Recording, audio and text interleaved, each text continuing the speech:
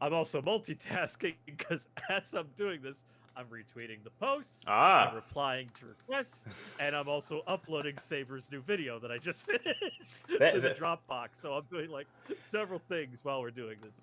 So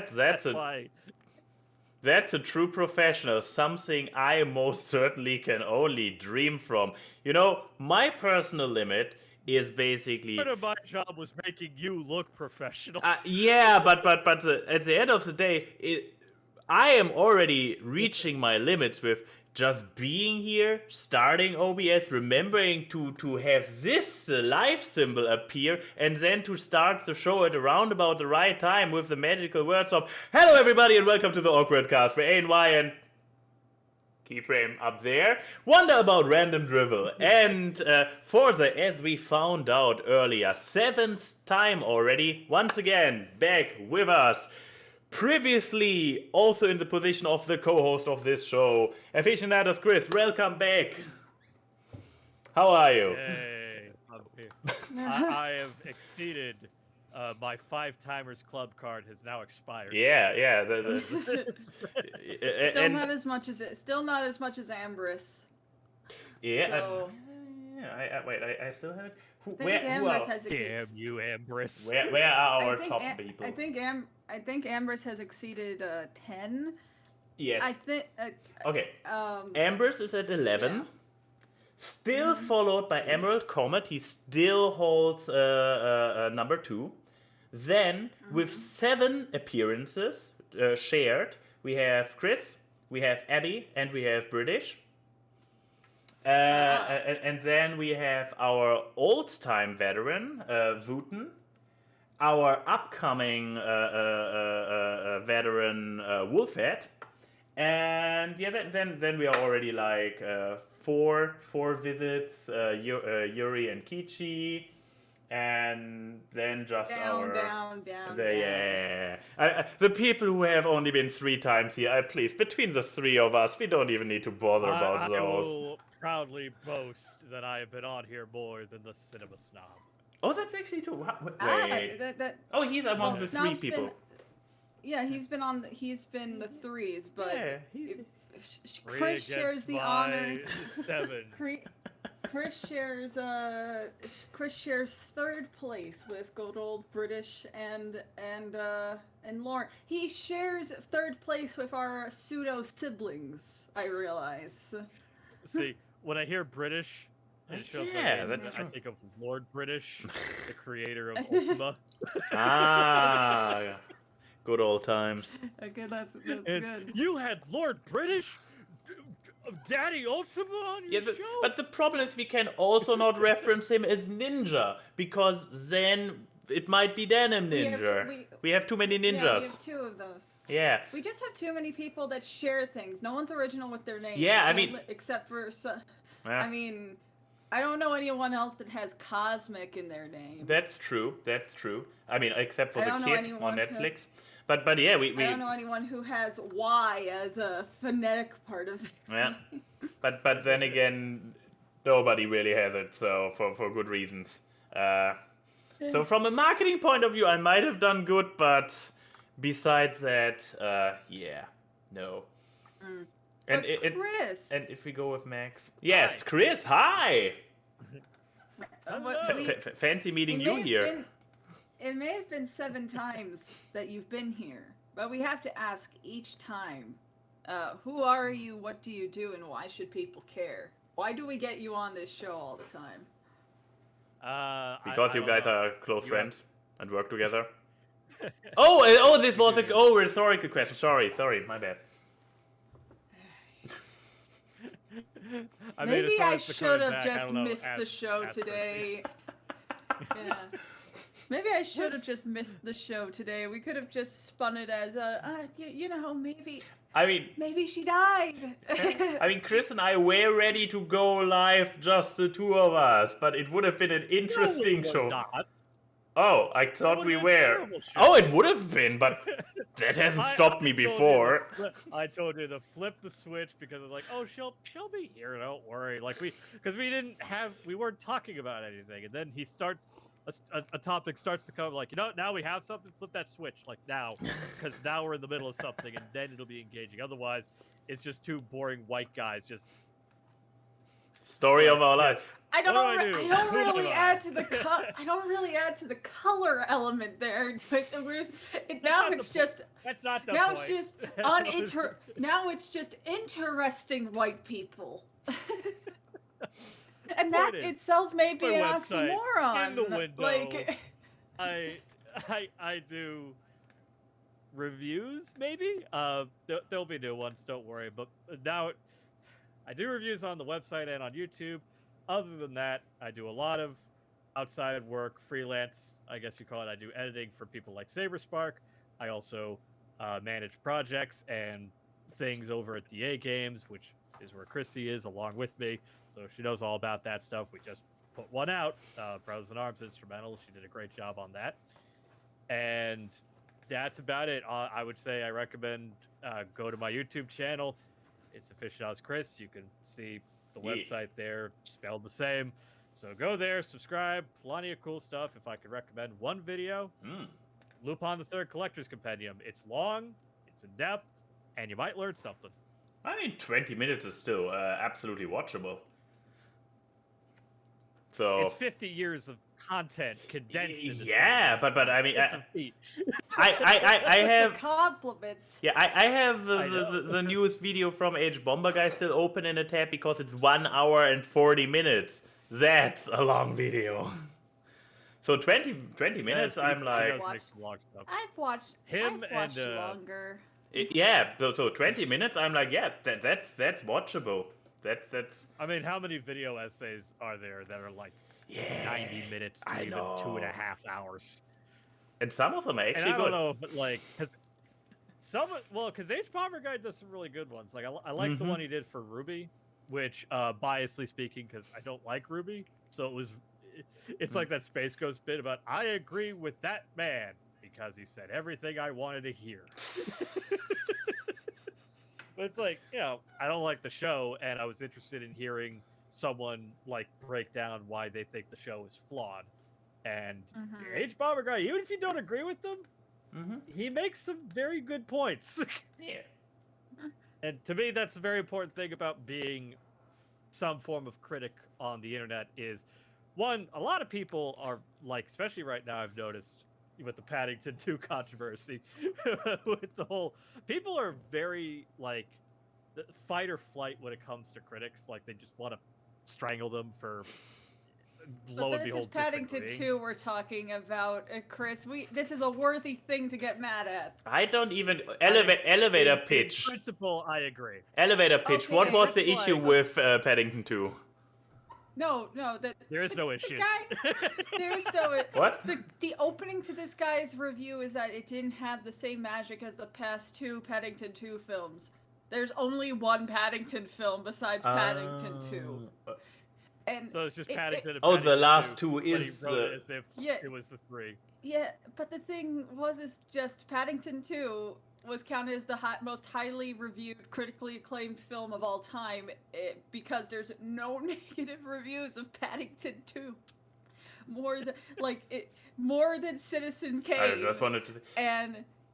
And then that someone just found this one negative review. This one negative review of Paddington 2 from 2017, and it brought it down. So, is Citizen Kane now #1 again? No, because Citizen Kane would still be at 99% because literally the exact same thing happened where someone found a negative review of Citizen Kane from like decades ago, and I'm talking like when the film came out, and put it in there, and then it dropped the rating down. I don't know what's #1 right now. I haven't bothered to check because I really don't. Ironically, I don't give a shit about Rotten Tomatoes, really. Rotten Tomatoes. Like, okay. I'll go there for recommendations. Well, yes, I'll go there for recommendations and to read the consensus because it's usually pretty funny to read the horrible stuff they write. There's even one, I forget which film it's for, but there's one where there's a glaring typo in the critical consensus where they miswrote the word characters. And it's still there. I don't remember which film it is. Wait. If I remember afterwards, I'll link it. But it's hilarious. Am I audible to the audience? I don't. I don't. Why I would don't they? know. Why would they why not would tell us for 10 minutes? Why would they wait till now? No, you're snapping. Yeah, you guys. Oh, okay, it's down there. Never mind. Okay, all is good. But yeah, I didn't see the. I would tell you most assuredly, with Charlie in the chat, Yeah, he would let you know, and oh, then he get would, mad if he we didn't would. see.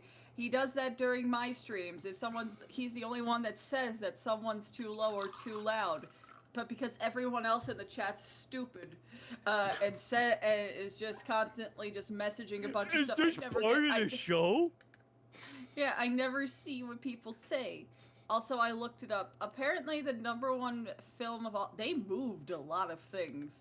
The top 10... I'm just going to read the list of the top 10 movies of all times of Rotten Tomatoes.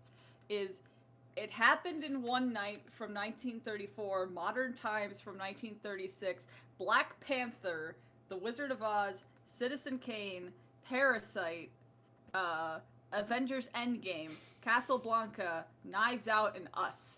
Those, according to Rotten Tomatoes, are the top 10 movies of all time. Huh. Huh.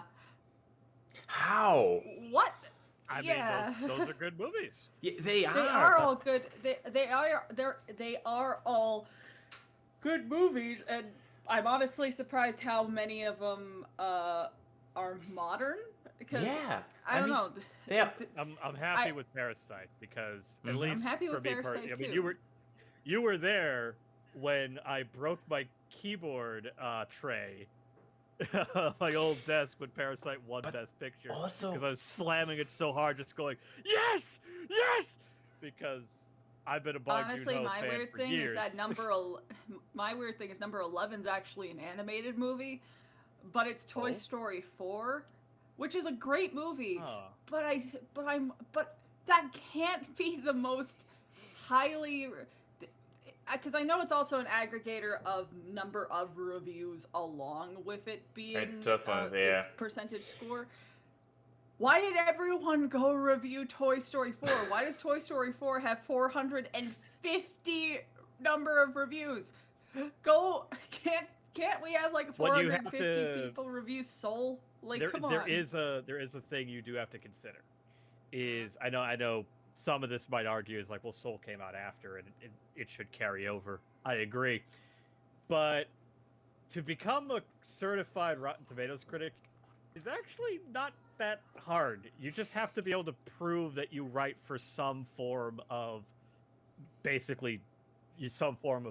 critique journalism. If you work for a website that covers media, you can qualify. And even YouTube critics can qualify to be part of the Rotten Tomato so we all three would... You just have to meet a threshold. Yeah, we all three would probably qualify then. Okay, me probably not as much anymore. If I show them the old stuff. But I mean, like, yeah, YouTube review. They all have a threshold, but the point is that it is pretty simple. And outside of that is that, you look at stuff like, well, how come, Toy Story 4 has all these reviews and something like Toy Story 3 or even some of the older stuff have less? Because there's just less registered. As time has gone on, more and more people have been able to qualify to be part of the collective aggregation. And they talk about the stuff they have just recently seen in cinema. And also remember, a lot of these are assigned by these websites. Like, you, go review that. Because there's usually some, Disney wants us to cover this movie. Go cover the movie. And everyone gets the assignment to go review Toy Story 4. And some of them, I won't name names, some of them do get pressured to write positive reviews or at least be less, negative, even if they don't like the movie. There's a story of a guy who wrote a bad review for, I think it was the 4th Pirates movie, the one with Penelope Cruz. And I think it was for like Yahoo. This was years ago, but it was on Yahoo's website, and it was his first job as a professional critic. He wrote a review for Pirates of the Caribbean 4. He hated it, so he gave his opinion, he trashed it, blah blah blah. And then he got an email from his superiors going, "Can you like lighten up on that review possibly?" And then he was confused, like, why do they want me to lighten up the review? And then he went to the website and turned his ad blocker off, and he noticed that the website was covered in Pirates advertisements for the new movie, implying that Disney bought ad space for that website and didn't want negative press on the website. I like hearing this story, and I look over at also on Rotten Tomatoes and see how high of a score that goddamn Cruella movie has. You know, the movie where a Dalmatian killed my parents. Oh no, like, not 1, 3. 3 Dalmatians. It has a 97% audience score. People are dumb. People are just happy Anyways, to be able to go back to cinema. Is it even in cinema? Is it on Disney Plus? No, it's on Disney Plus. No, it is. Oh. It is in cinemas, select cinemas. Okay, but yes, you can get it on Disney Plus. I mean, they're probably also just happy to get movies.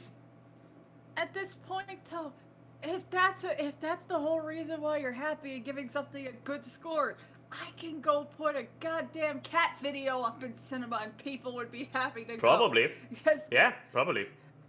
You should try it. I'll buy a movie theater and just make it everything in each theater just a different animal, and it's just compilations of that animal. Yeah. But you get the cinema experience. Dude, this you sounds could action. actually rent the theater and do exactly that. You could actually I rent know. theater and do that. You might No. actually be That'll on. be your first post-COVID thing. Yeah. Is that you rent out a theater just to play all the same garbage like dog compilations you have on your YouTube And feed. Let's But be on a big honest. screen. This might, because nobody has tried it, this might actually succeed. I play Kermit videos on the big screen and count I that mean, as the this horror is movie kind of acquired taste. So maybe don't start with Kermit of all animals. It's an art film. No, Anyway, but yeah. I've already said I would go rent a movie theater just so I could watch Scoob in theaters because that got robbed from me. But yeah, to yeah, move the what's show the along, part of yeah, why should yeah, people care? yeah. I mean, ironically or not ironically, like interestingly, Chris has probably given them a reason to care. He has opinions. He's expressing opinions, and if you want to hear more of his opinions, you now know where to find them. Go on there. this Yeah. podcast. And Yeah. honestly, not a lot of them overly negative.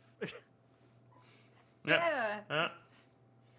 But you know what, Chris? What have you been doing recently? Have you been slaying any dragons?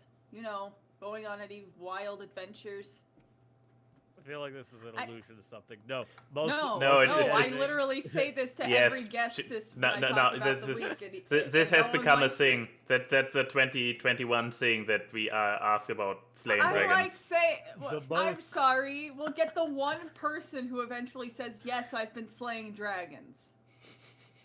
Yeah, and it will. We'll get someone who goes along with the bit. Yes, and it will be Kitschy who talks about a D&D campaign with Lux and British.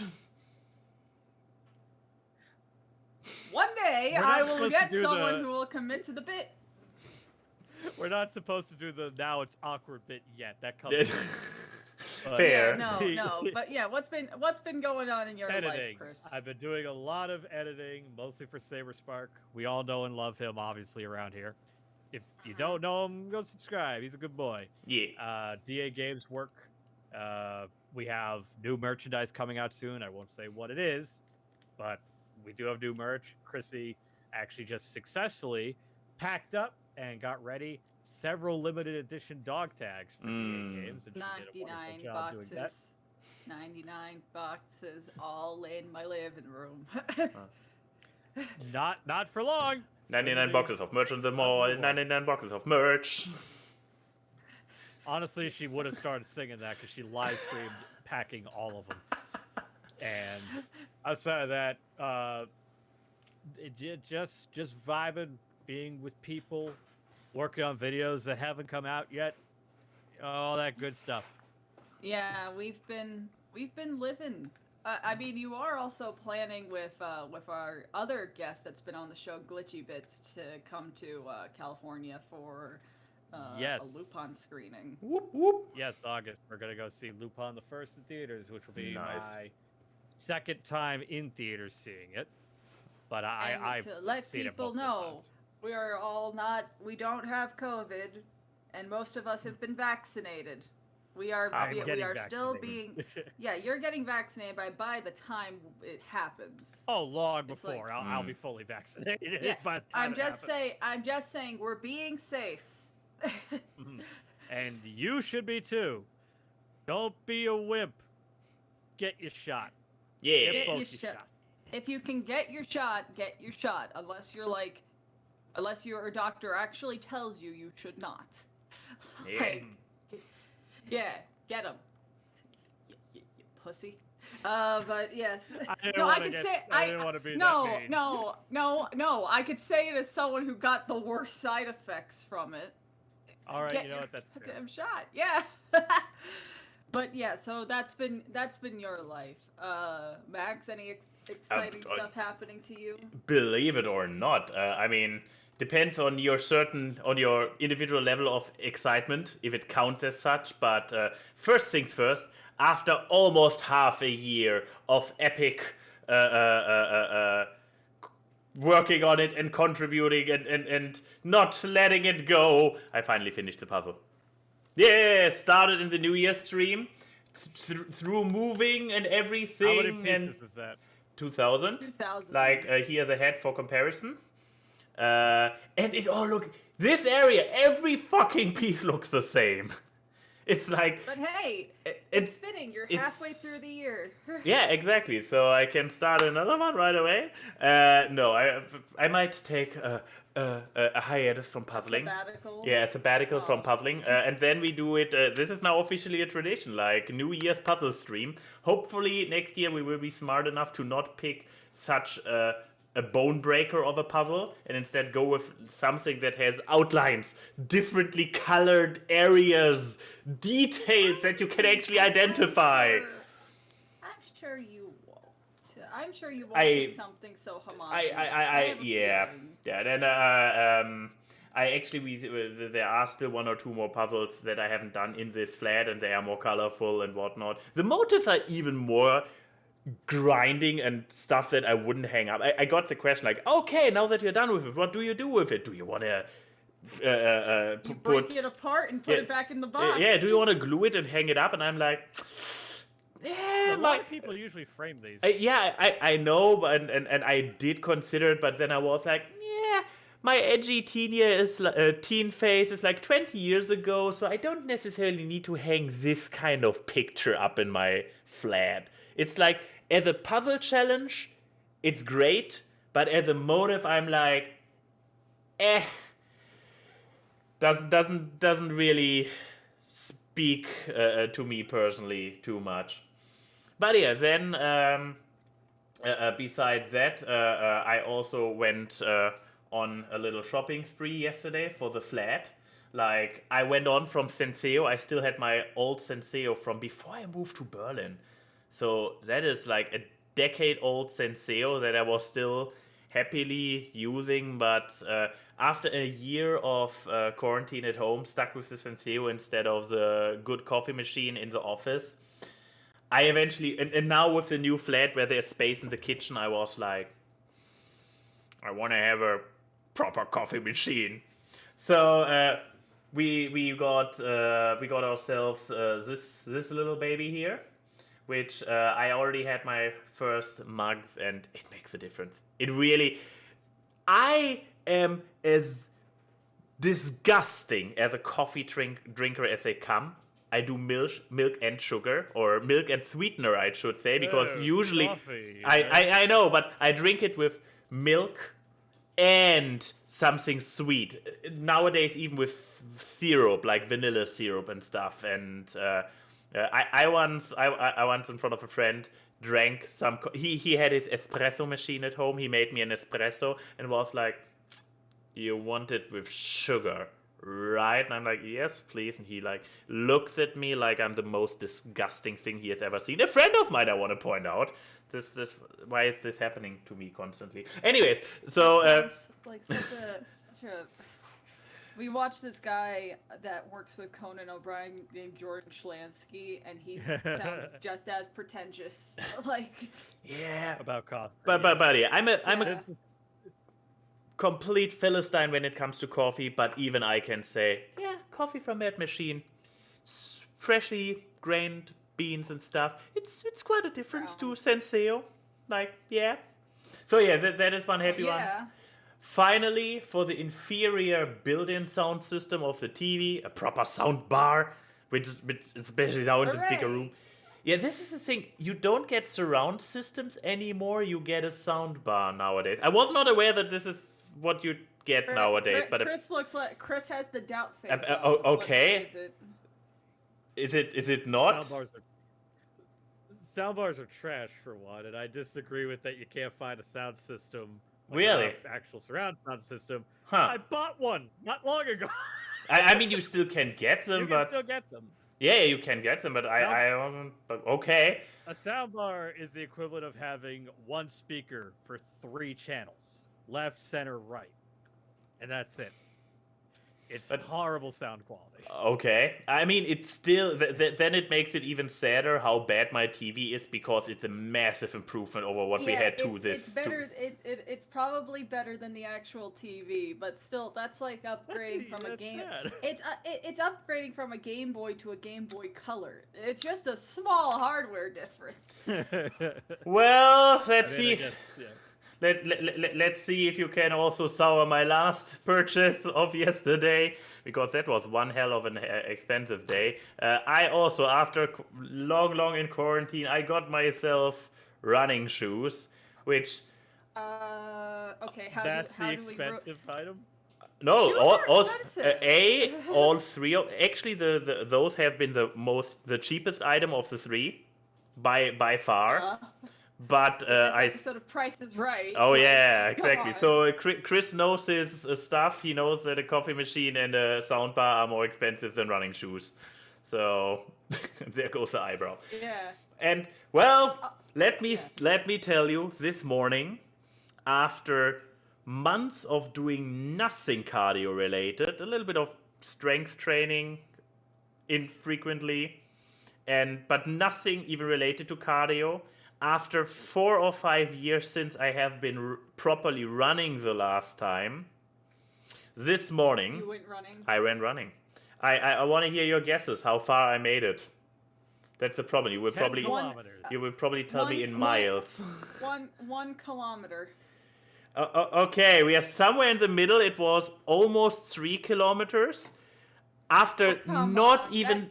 That's baby distance. It was. I didn't run too fast. There was no big height differences. Because... I make For a people, bigger for trek. people who... Yeah. No, yeah, that's... I was like...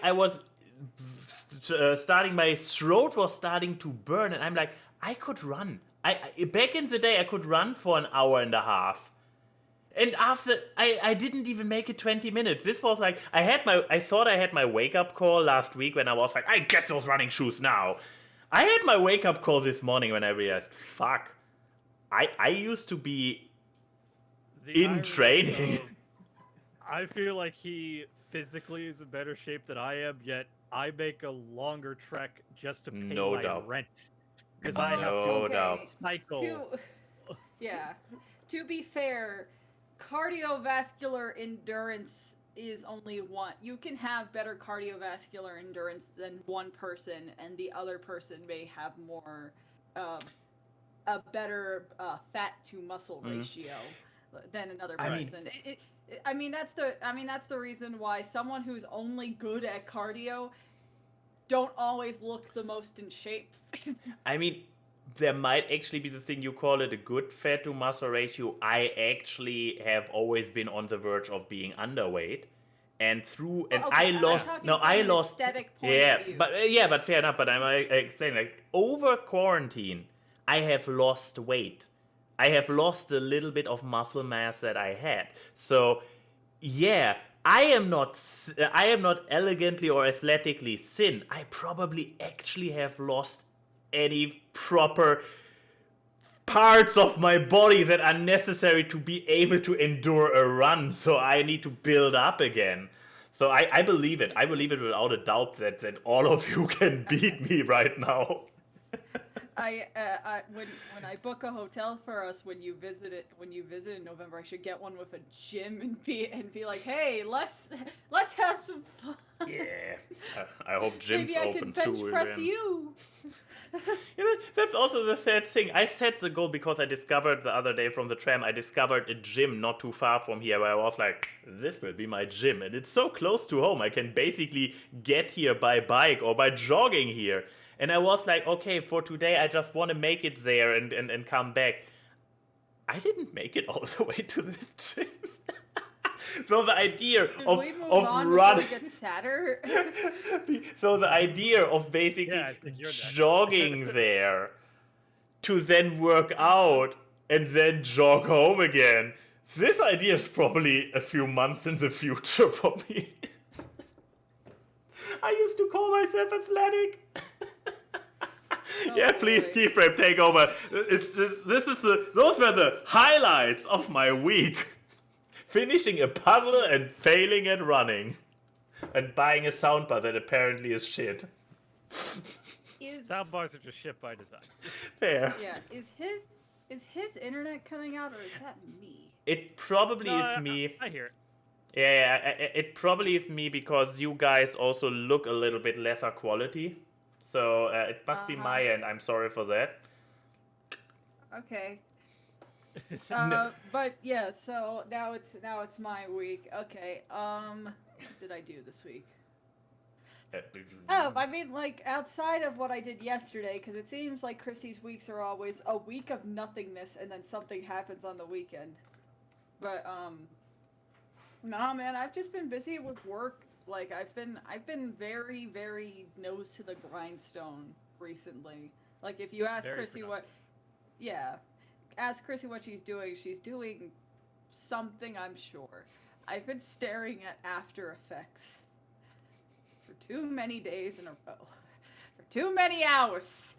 I want people to know, if you don't work in After Effects, don't. Just don't. Your life would be a happier... You'd be happier, more fulfilled person of never having to spend 15 minutes figuring out why a duplicated pre-comp is affecting the original pre-comp, even though it's supposed to be its own unique thing. But no, it's because you didn't duplicate one element that was inside the pre-comp, or the fact that an effect is not working because you put it over a pre-comp instead of putting it inside the pre. You sound like a crazy person just trying to explain it. That is the life of a compositor. I see.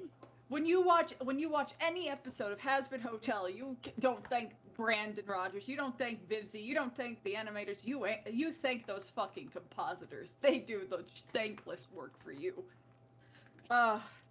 Anyways, so I've been doing that, and it's been looking good. I'll at least say that it's been looking great, because I'm great at doing that.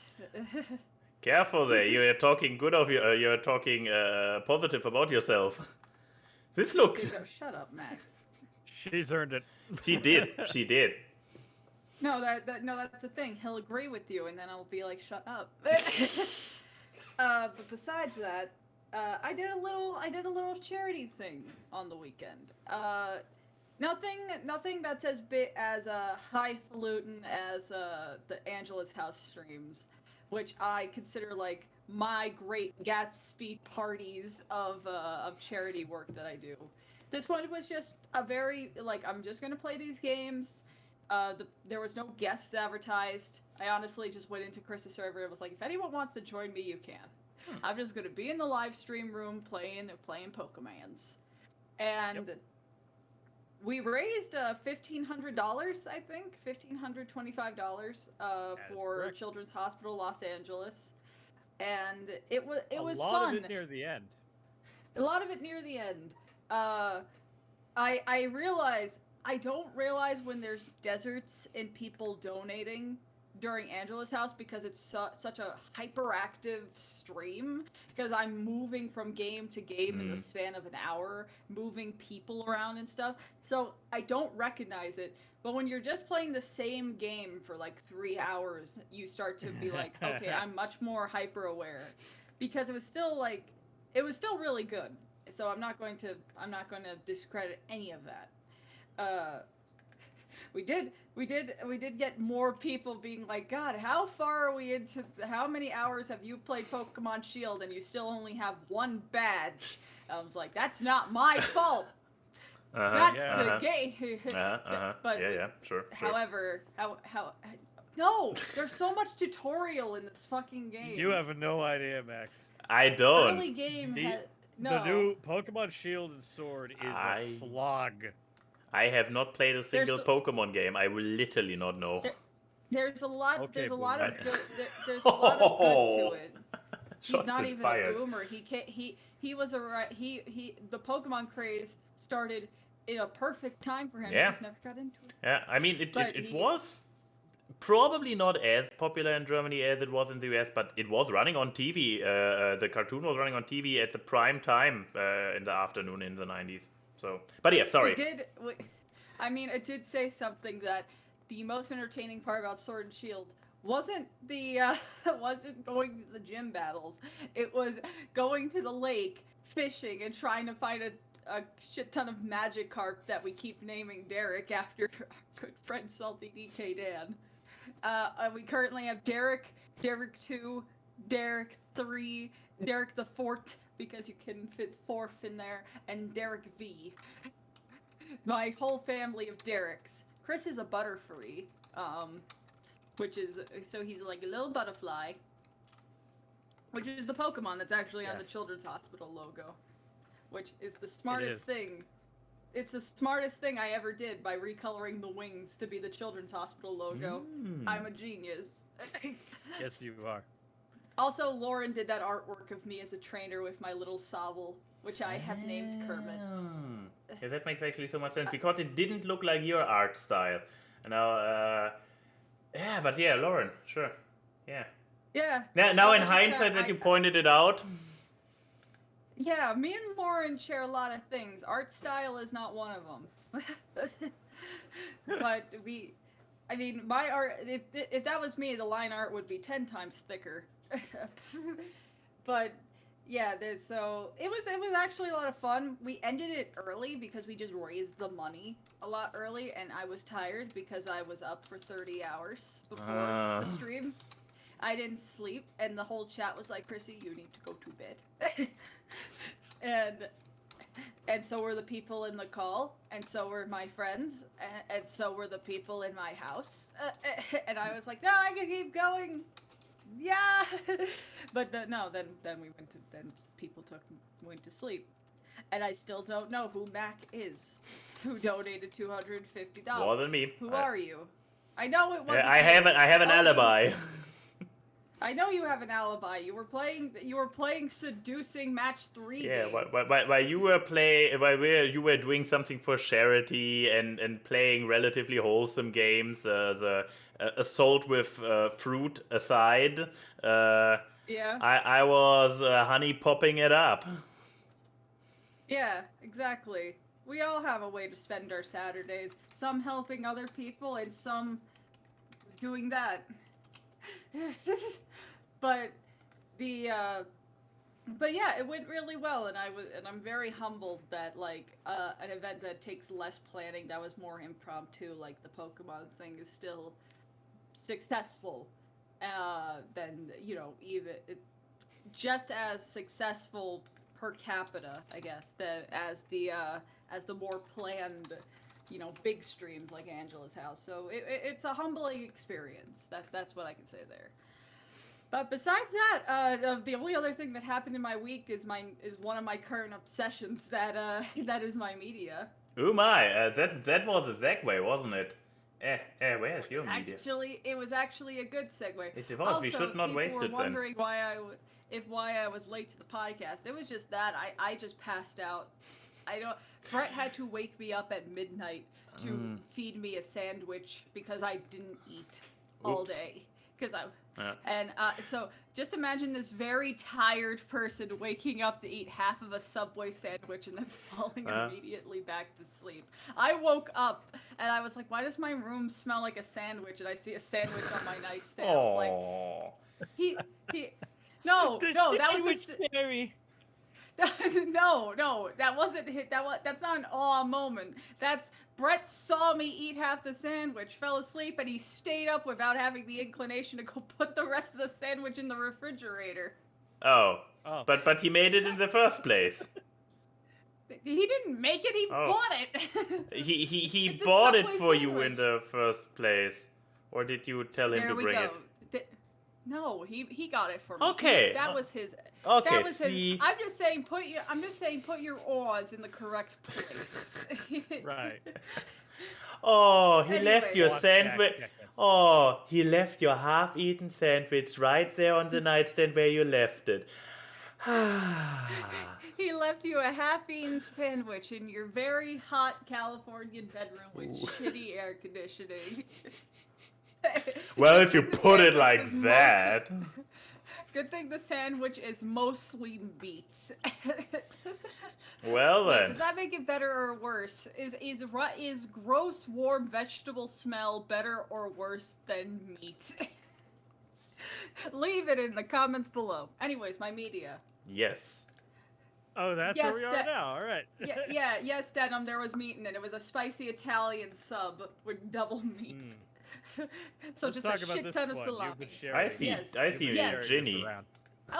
Okay, this is, so if anyone knows, I think a lot of people know the term Star Kid as the production company who made a Harry Potter musical. No, but I take your word for it. It was a bit of a viral sensation, I think. How old is that? I'm looking it up, a Harry Potter musical.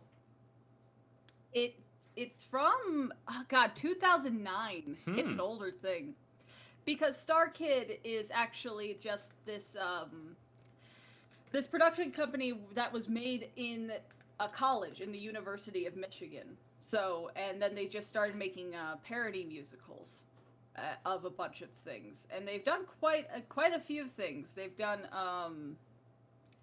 they did a Batman musical. They've done 3 Potter musicals, and they also did a Star Wars parody musical. I think it's called like Annie, like ANI. But this was one that they did in 2013 called Twisted: The Untold Story of a Royal Vizier, which is about Jafar, and it is both a parody of Aladdin and a parody of Wicked. Like even the little Playbill poster looks with the like twisted. So okay. It's the twist of it's showing what was the villain of the story in a good light, and it is great. I love this musical. It also has like the same kind of comedic tone as something like Book of Mormon. It can get pretty crass. Yeah, it can get pretty crass. But I had I had it in my suggested feed while I was at the gym of all places, and I started listening to it and watching it because the whole thing's up for free on YouTube. Every Star Kid musical's for free on YouTube, and I just fell in love with it. And then I played it in a call while I was working, and so a lot of my friends have heard about this goddamn musical this week because of me. And for an independent production, it's pretty good. Yeah, it was actually a Kickstarter back in the day, and had like a goal of 35,000, and it raised like nearly 143,000. And it's so good. I'm trying. God, my brain's not all here today. The whole alternate history of this is that Jafar is a hated vizier, and the thing is that he's not a bad person, tries to do the best for the kingdom, but he's surrounded by people who are more corrupt than he is. Oh. And incompetent. And incompetent. So he wants to get the genie, and he doesn't even really believe in magic and stuff. He's a scientist that believes in reason, but people think because he's smart, he's a sorcerer. And So he wants to get the genie to help fix the kingdom. And he gets the help of Aladdin because Aladdin's just an asshole thief who doesn't care about anything other than himself, because he doesn't want to get a job, so he just steals shit. So he's like, okay, I'll just use Aladdin because he's expendable, because I won't feel bad sending this person who... They formatted the one jump ahead thing, like the chase scene in the beginning of the movie, and went afterwards with the head guard being like, because of all this stuff happening, like 5 guards died. Oops. Because one fell on a bed of nails and like died. 3 people drowned in shit from falling in the manure thing. Basically all those wacky moments from the Disney movie like turned non-cartoon. Yeah, because they present Aladdin very much as the villain of this story, because he just is so selfish and all he wants to do is fuck the princess. And it's really funny. And the music is the best thing. The songs are really good, and the singers are fantastic. Like, especially the guy who sings for Jafar. The guy who sings Jafar has a beautiful singing voice. And there's a lot of songs in it. It's a very musical. I can't believe I have to say that, but some musicals forget their musicals like halfway through, so I have to be you have to be aware of that. And I think all the songs stand on their own as good, solid songs and comedy songs, which is always a great thing. And yeah, I think anyone who likes parody, if you like the Book of Mormon, if you like parodies of things that flip the story around, like if you like the concept of Wicked, I think you would like this. If you're someone who prefers their musicals to be more straightforward, or you're not a fan of comedic musicals, so you hate fun and Mel Brooks, which is synonymous with each other, and all that fun. Yeah, you may not like this, and of course, if you don't like musicals, why are you even listening now, given that I just stated it's a musical? But, yeah, I think people should really enjoy it. My favorite scene from the musical is near the end of it, and I'm not gonna say what happens in this scene, but it involves Aladdin. Mm-hmm. And when you watch it, you'll be like, okay, I can see why Chrissy really likes Scene. It's just her brand of humor. Ah, okay. I know exactly. What is Belle doing there? Is it supposed to look like Belle? Yes, Watch it. Because Watch it and find out. Oh yeah, I guess that's the other thing. It does poke pop culture references at other Disney properties. I mean, and also does, and even as like a Disney fan, they also poke fun at a lot of Disney urban legends too. Mm. Yeah, they poke fun at Disney urban legends, and one of the big narrative things is actually a giant XP between Disney, the Walt Disney Company, and Pixar, the company back in the day. Yeah, the Magic Kingdom and the Kingdom of Pixar. Prince Ahmed of Pixar. Like I said, if you're a Disney fan and have a sense of humor, I'll emphasize that part. Well, I guess I have to watch this one then. If you're not afraid of them poking some fun at your favorite things, Twisted's actually worth watching. Yeah, I think also people could, if you are a little bit hesitant on, them humanizing a villain and all that stuff. And somebody's reading the chat. It's very tongue in cheek. Like, keep in mind, they are fully aware. It's a villain that makes sense. Yeah. That you can do that with. Because Jafar's not that extreme. I mean, he's kind of goofy. Yeah. And I mean, being against the concept on principle, I personally think is pretty wrong, because there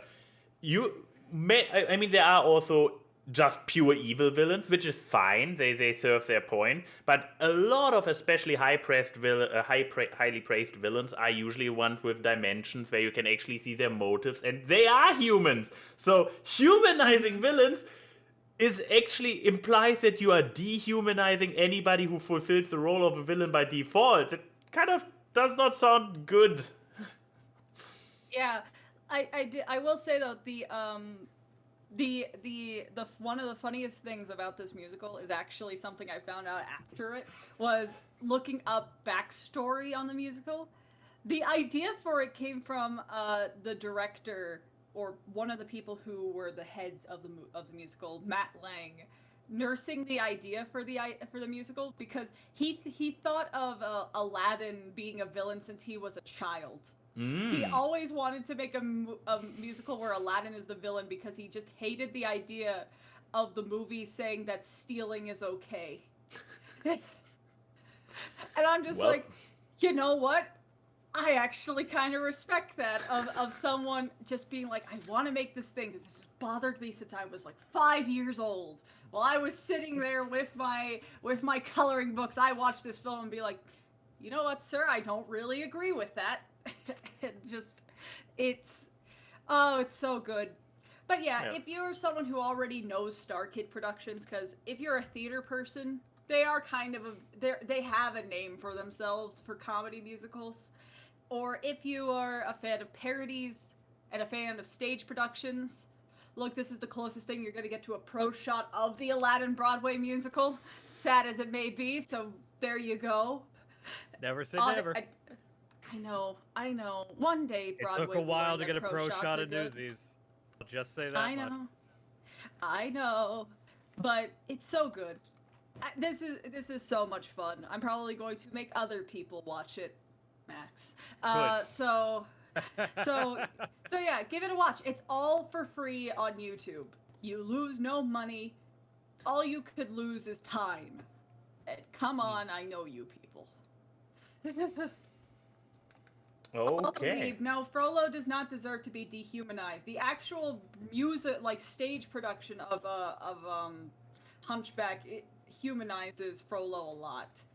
There's no Star Kid Hunchback, like the actual stage production that was supposed to come to the States. If you couldn't do a Twisted of Frollo, just like of the villains that they could choose to spin the story around, Jafar makes the most sense of the catalog.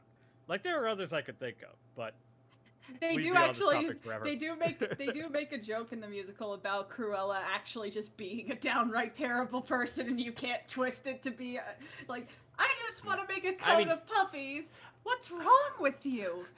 Like, how timely. Oh yeah, it's very timely. Yeah, I mean they used to make the villains more unforgivable evil back in the day. They kept. They only started giving it more a twist that you could understand in the 90s. Yeah. Because you can argue Ursula has a bit, especially when you know what the story could have been, and you go by the headcanon that Ursula's Triton's sister. Like, you can get that. So she's basically the Scar of underwater. Yeah. Like, there's a lot of things where you can twist Disney Renaissance onward villains to be like, you know what? On the other side of the coin, maybe the protagonist, maybe there is a more morally gray area. But Cruella de Vil is just... And then you got Cruella, who just is evil and wants to help animals. She is just a rich, snobby businesswoman who is like, ooh, this pattern, I like it. What's the best way to get to it? Murder puppies! But not even full-grown dogs. Yeah. Just say that's always been the dumbest thing in my brain of like, okay. Yeah, the movie could have been 33 Dalmatians if she just would have took 33 grown-ups. I dare to say you can. Don't you understand, darling? The puppy's fur, it's softer because it's not fully grown. So that way it's the perfect feel. That's probably her justification. But yeah, Twisted. Go watch it, because Chrissy told you to. Yeah, and with that, I would say, Chris, do you want to go next? And tell us about this movie, video, series, whatever. That's an interesting intro. Choice of trailer. I intentionally did not pick necessarily one from the current season, but from the season 4, even so that's the one you want to talk about. Yeah, that's the season 1. Yeah. But season 4 is the media specifically. Exactly. Out Castlevania. It's been a hell of a ride. Because I grew up loving the Castlevania games, because I loved Universal monster movies, so that whole gothic aesthetic was something I really loved as a kid.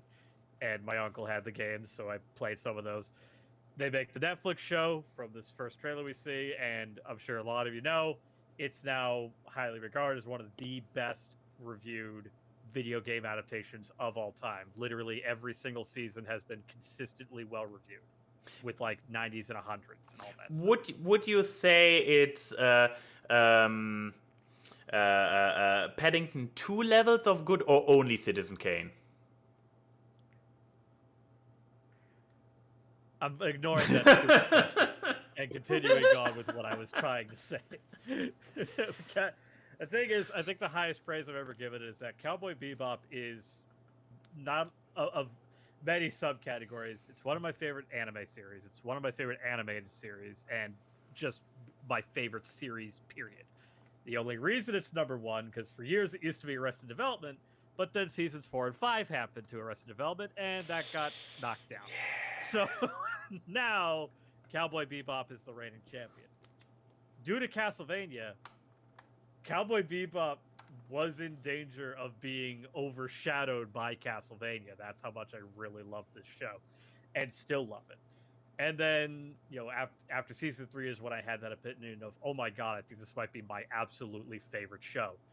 I love every episode. I've not had an episode where I go, I don't know, like, they've all been solid. 10s across the board for me. And then some things happened. Some allegations came out to the showrunner, Warren Ellis. And I know some people will say things when I get to a point where it's like, oh, what does it matter if Warren Ellis isn't involved anymore? It actually matters immensely. He wrote every episode. No one else ever touched it. The reason Castlevania is such a good show is because Warren Ellis wrote every single episode. He knew where it was going, and he had every single plot point and character planned. He was the main showrunner, and he was the sole writer of the series. You literally can't replace him. And luckily, after the allegations had come out, that's a horrible way to phrase it, but the point is that after the allegations came out, and we don't know anything after that, I think he's off somewhere, but season 4 got announced as the final season of the entire show. And that it was the last thing Warren Ellis did before he was, taken off the production of any more bootleg universe or Castlevania related things.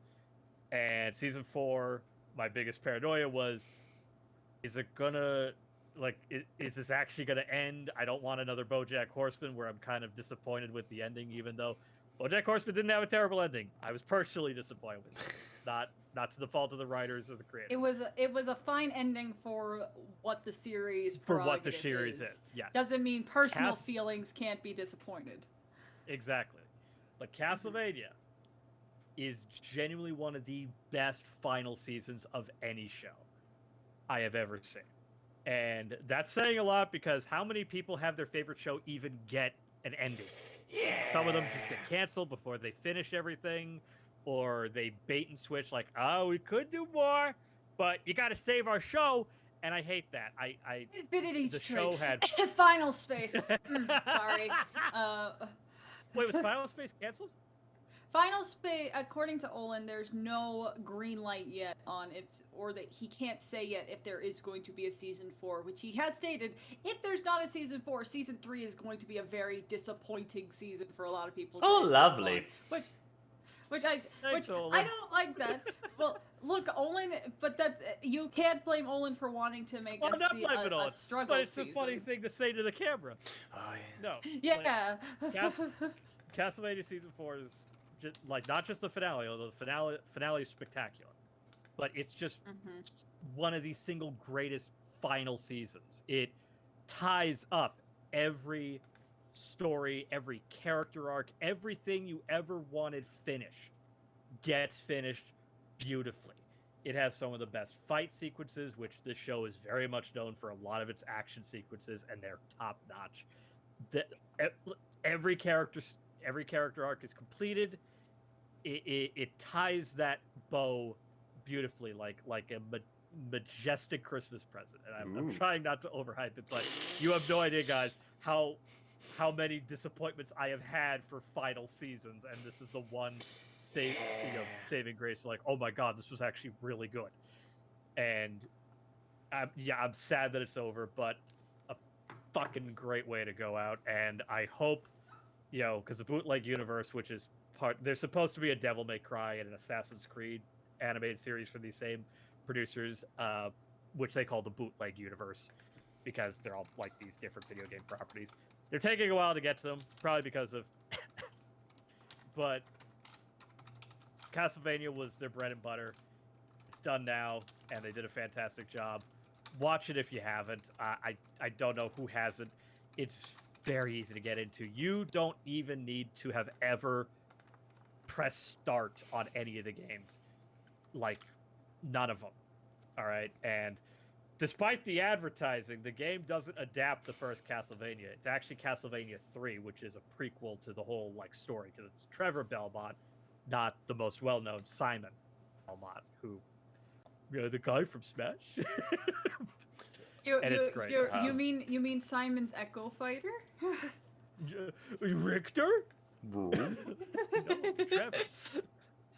And it's so good. I haven't been this happy and just satisfied with a final season of any show in a very long time. As you can tell from the tone of my voice, that I love the show. I'm glad it ended the way it did. And I want to see what the bootleg universe does next. Allegedly, they're going to do a story within the Castlevania universe. I kind of don't want that, because I like the way it ended. And I don't want anyone else, if you're going to have someone fill Warren Ellis's shoes, they better have some real fucking good talent. Mm. But yeah, I guess. Other show that's, yeah? The only thing that softened the blow was Invincible came out, and that show's phenomenal, so check that out too, if you haven't already. I'm sure you've seen the memes. But Invincible has softened the blow of this thing's the ending of Castlevania. Your thoughts? But yeah, with this recommendation with flying colors, is this how the saying goes? No, this is not how the saying goes, is it? But yeah, with this high recommendation and even the premise or the promise of a fulfilling positive ending, I guess it's time for me to finally start watching Castlevania. Yeah. Do it.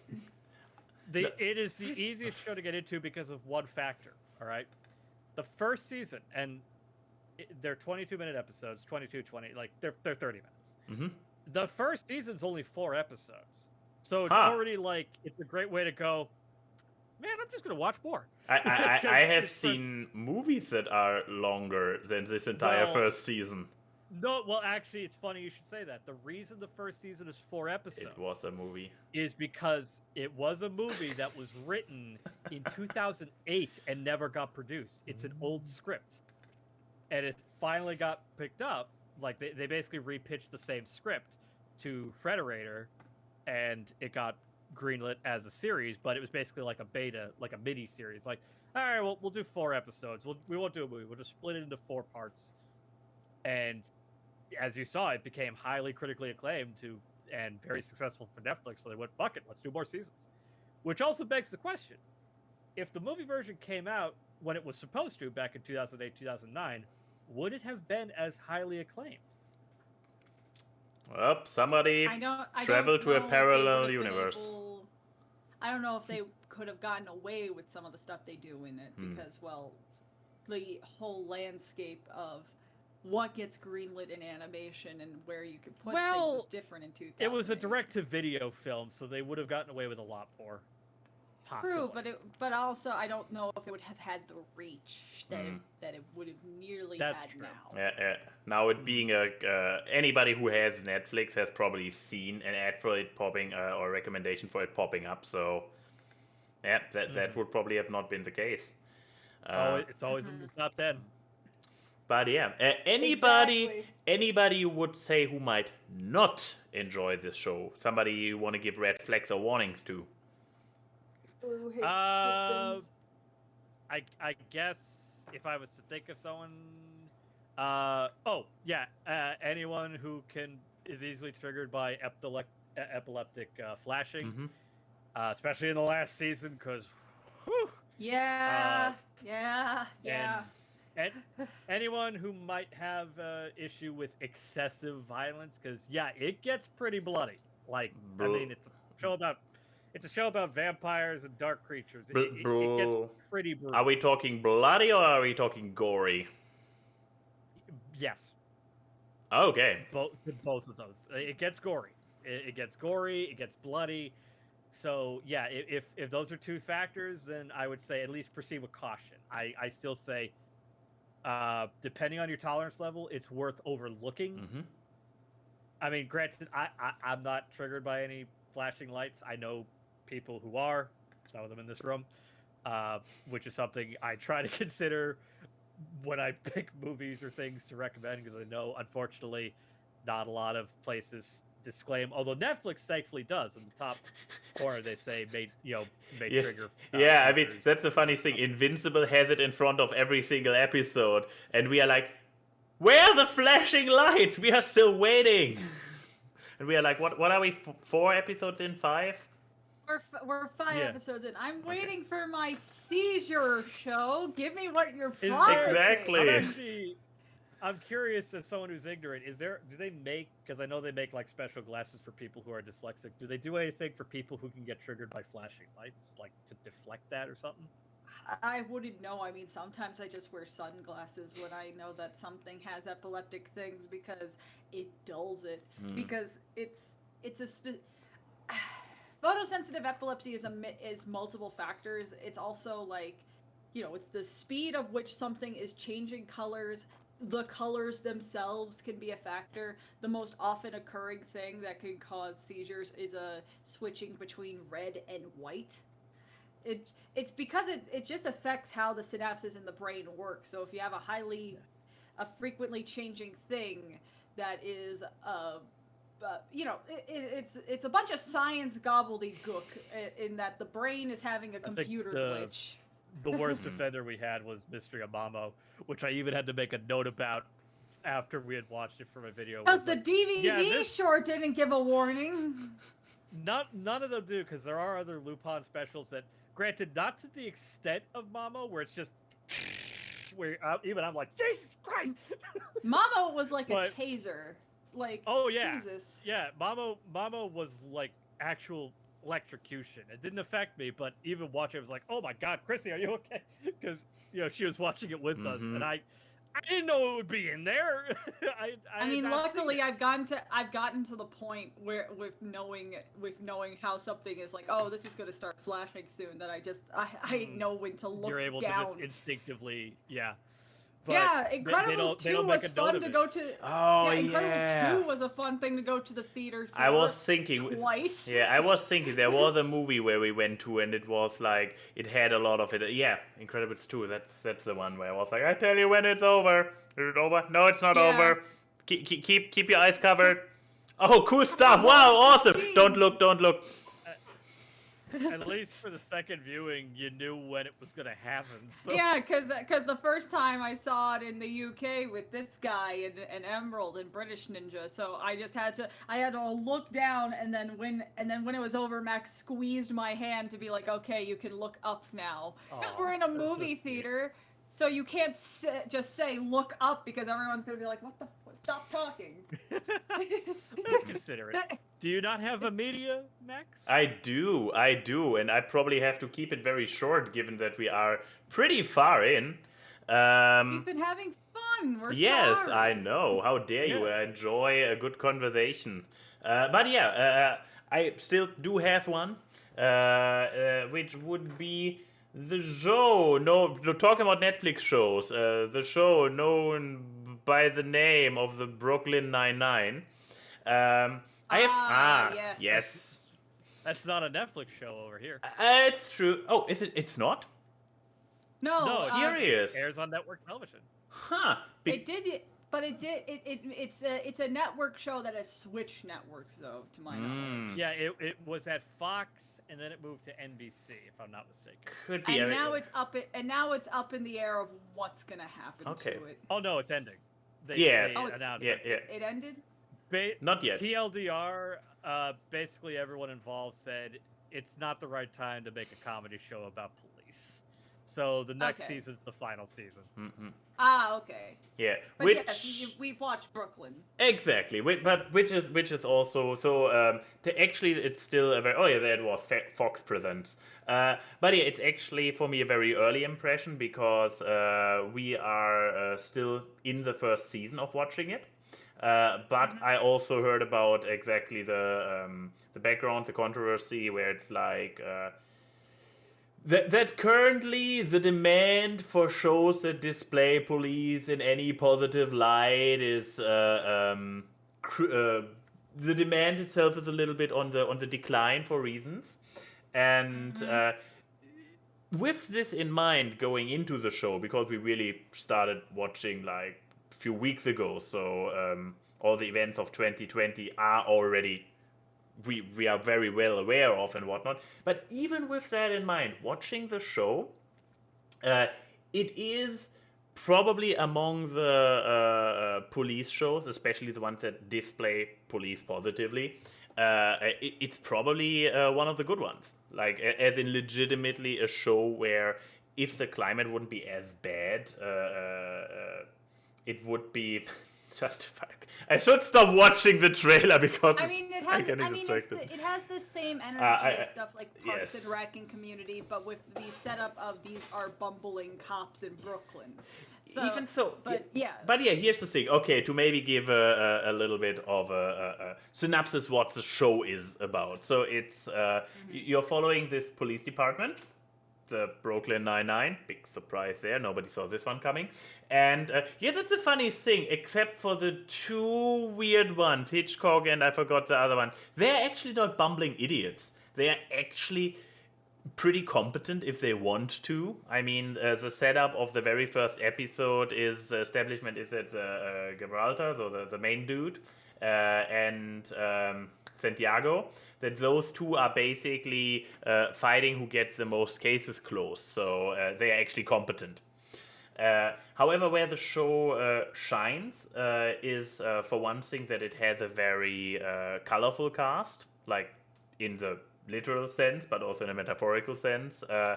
I mean, yes, the main dude is mostly white, even though I believe it's implied that he's half Jewish or something, which still is pretty white. It's more the white end compared to other groups.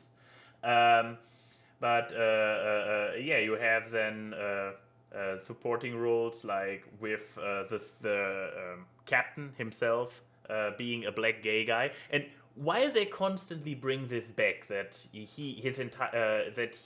there are often flashbacks in this show, and why they bring back like how hard it was for him, and there are often jokes surrounding the fact how he struggled. His struggle was never the joke. The joke was more on like the people reacting to it like so, like the people in the past reacting to it like so absolutely wrong that it's like Jesus. But the show is clearly siding with him. He is a good guy who finally reached. Who finally made the career he has been fighting for forever. So they tackle a lot of issues and they are calling them out. Still with a little bit humor, because it's a comedy show, but while staying lighthearted and funny, the show actually addresses a lot of bad stuff and misbehaviors, and also specifically related to police. But which is why I would say it's a good thing that it does exist. I mean, maybe I will be proven horribly wrong and have to eat my words down the line, because some later episodes completely drop the ball and I will be like, oh shit. But so far my impression is really positive. I would say it is good that there is a show out there that does, because it's all about balance. Like, we have so much criticism justified for police, but there are still people who have to do this job, so having something showing at least a positive light on it by still being critical without being blatant propaganda, because this is also a lot of media are like, look how great the police is, and fetishizing it. This show doesn't do that. So yeah, I personally would, even with everything considered, give this show a recommendation. It's funny. It has well-rounded characters. It is not afraid of addressing real issues, while still staying a comfort show, I would say. It's like it's my favorite Andy Samberg performance, the guy who plays the man in the middle. Yeah. I love him to bits. I will never say no to more Lonely Island Man. So, especially, I mean, all my favorite moments from this show are just with Andy Samberg in it. Especially the Terry. I don't know if you guys have. But Terry Crews. Anyways, my favorite moments of the show have Andy Samberg in it, especially I don't know if you've gotten to the point in the show yet where he tries to interrogate a man by playing guitar and screaming at him. Oh, it's so good. Might have happened. I mean, it's a clip that people who haven't seen Brooklyn Nine-Nine have seen because people sample the audio a lot, and it's just him in the room playing guitar and screaming at the guy sitting at the interrogation table. Okay. Okay, apparently we have reached this point. Good. It's so good. Isn't this the episode where he oh, then again, this counts as spoilers. I don't know, it's one episode. Isn't this the one where he basically sides with makes a contract with the guy in the room just to get one over another character? I think so. That he convinces the dude to confess. My two favorite characters are Andy and the chief of police. Like, yes, oh wait, the chief of police? Those are my two. The one on his right. The one on his right. Oh, the captain. Maybe. He's just because the chief of police is a complete asshole. No. Okay, I meant to say captain. Okay, the Captain Holt, yeah. Policeman tier. But those are my two. Honestly, they have a great dynamic. Terry's not really high up. Not that he's a bad performance. I just like those two characters a lot more. There's a lot of good characters in this show. Yeah. The main cast all pretty good in their own way. The two, funny enough, the worst characters are the full on white males. They are the two older cops. They are just. No, they're just so horrible and often enough gross. It's just like, Yeah. Anyways. Have you watched Brooklyn Nine-Nine, Chris? I have not. It's on the ever-growing list of shows that I need to watch. It is up my alley, comedy-wise.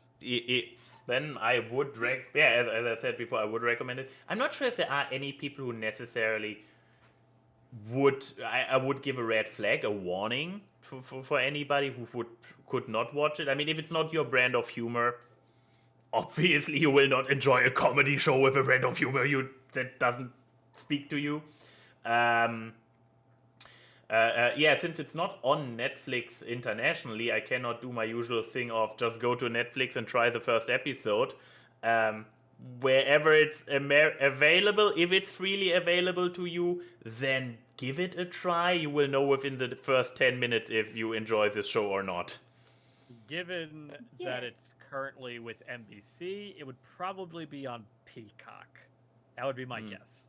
Which is its own pay-to-watch service. So if you already Raise your have... hand if you have a Peacock service.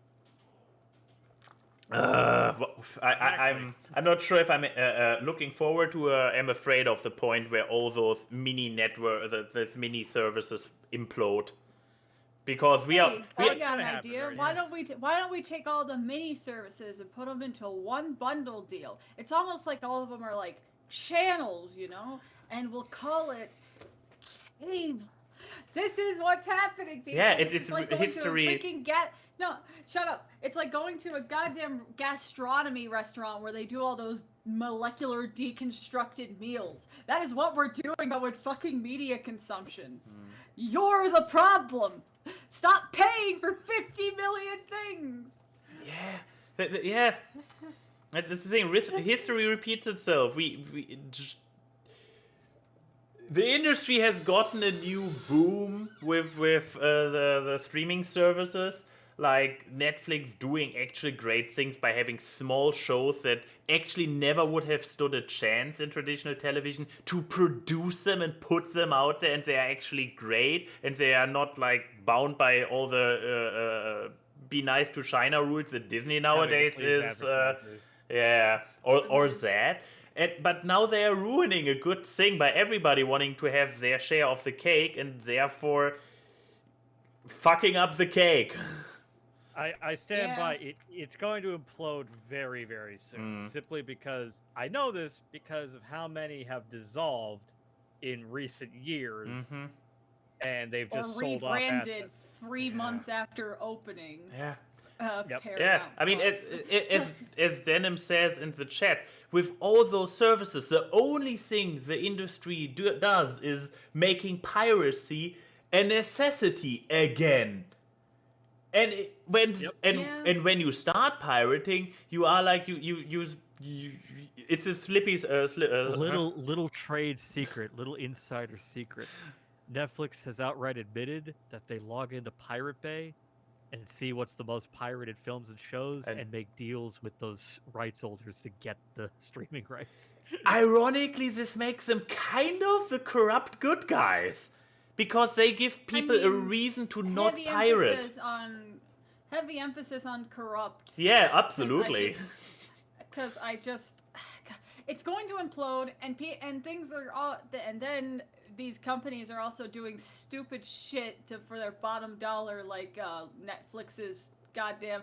Oh, you have a family, and that family lives out of state. You can't share passwords anymore, even though the whole thing about having multiple profiles that you pay extra money for, so you could have your family. Yeah, mother. The selling point, hackers. But yeah, that's anyway, a whole other topic that we don't even have time for. Yes, we really don't. We really don't. we don't. So let's have some fun with with the Q&A. With the Q&A. Awkward. Exactly. Okay. Yeah. While this ferret boy watches over us while we find the question. Exactly. Oh yeah, right. The art of the week. Sorry, there should still always be time for art of the week. Yeah, by our very own cosmic keyframe up there. We already mentioned before that I continued my loot adventures with Wolfhead and streamed more Honey Pop yesterday. And I'm not even sure what... I don't think you necessarily watched the Honey Pop stream, so what created the inspiration? Because this is my outfit that I actually wear in real life in the Honey Pop stream. And it's still... You talked about on the cast that you got specific for it. And I wanted to do something nice for you. Yeah, Those are the only 2 motivations that I ever have, is to do something nice for you, and you bring up an idea, and I never forget. Yes, and then stuff like this happens, which, thank you very much. And... I have the memory of an elephant. I remember things. People who remember the art that I got from Birchley for him with the color isolation. The entire reason that topic of art was made was because I gave him a Christmas present, and he said, "Oh, you know what would have been cooler? If you made me like a Blues Brother and everything." And I was like all slick and stuff. It's like, okay, I remember that. I mean... Hey, Birchley. Here's the funny thing. She can just claim that I said this because I wouldn't remember, and she probably knows me well enough to fake by now statements that I might have made in the past. And I will just have to believe her. I could, but what do I gain from making you sound like an asshole? Sympathy? I don't know. I don't need sympathy from people from being with you, which is an active choice that I make. Like, I know, I don't right? need sympathy. I'm still trying to figure out your master plan. Anyways, questions.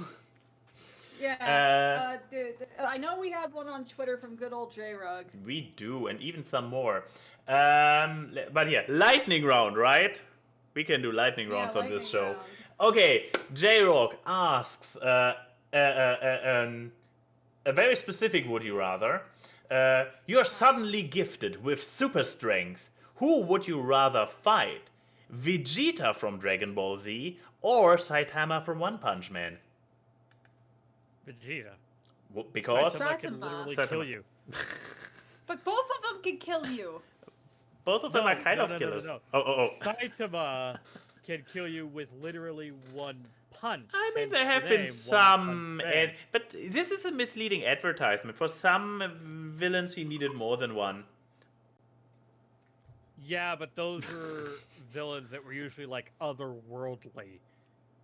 And all they're saying is, you got super strength. That's pretty vague.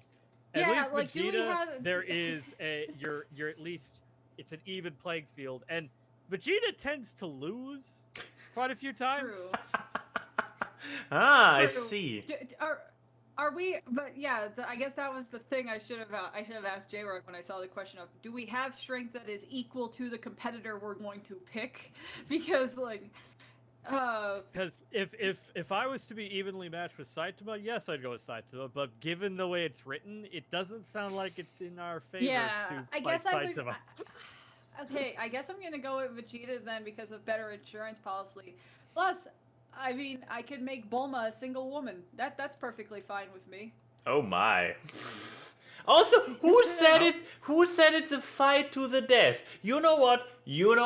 I'd pick Saitama because It said it was a fight to the death when Saitama was in the ring. No, it's not. That's the thing. You forget Cyborg. He has a fight with Cyborg and he doesn't kill him. So maybe I have a fight and become his We apprentice. weren't given cybernetic enhancements. We were just given super strength. Yeah, but it's the thing. Also, how you what's to say that I'm going to kill Vegeta? Maybe Bulma Yeah. will see my rippling strength in beating up Vegeta that she's just like, I could do better than Vegeta and leave him. When did She you could turn always be gay? better than Vegeta. Her last relationship was Yamcha. Vegeta was just better by default. That's true. Shots I mean, been that's fired. like jumping. That's like just stepping over a bar that fell on the ground. Yes. No. There are multiple precedences of Saitama not killing his enemies. The cyborg, the weird ninja dude who keeps coming after him, and Saitama is barely even registering his existence while he declares him his arch nemesis. I can see myself in this role, like the one who tries to have a fight but not get killed in the process, while Vegeta will take the challenge and do try to murder you. Saitama, you have a difference survival here chance. Is that Saitama doesn't have to try to kill you. He can just kill you. Vegeta has to get to his power level in order to successfully kill you. Saitama literally just... Well, and you're dead. Well, I guess You are a bug under his boot. we have made our bets. Now we need to wait for J-Rock handing us our promised superpowers and then also pairing us up with our individual opponents and see what happens. Just The more get interesting- the next question, you nutcase. While I'm looking for the next question, I have a question for just Chris. Oh only my. Because I know Chris can spin a great tale. Hey Chris, Sure. if you put me and Max in a ring together, who do you think would win and why? Oh, currently. You, because you're shorter, therefore you have the upper hand in, getting around, because he's like a scarecrow. And you've Uh-huh. also been working out more than he has, so you probably have some more heft to your punch.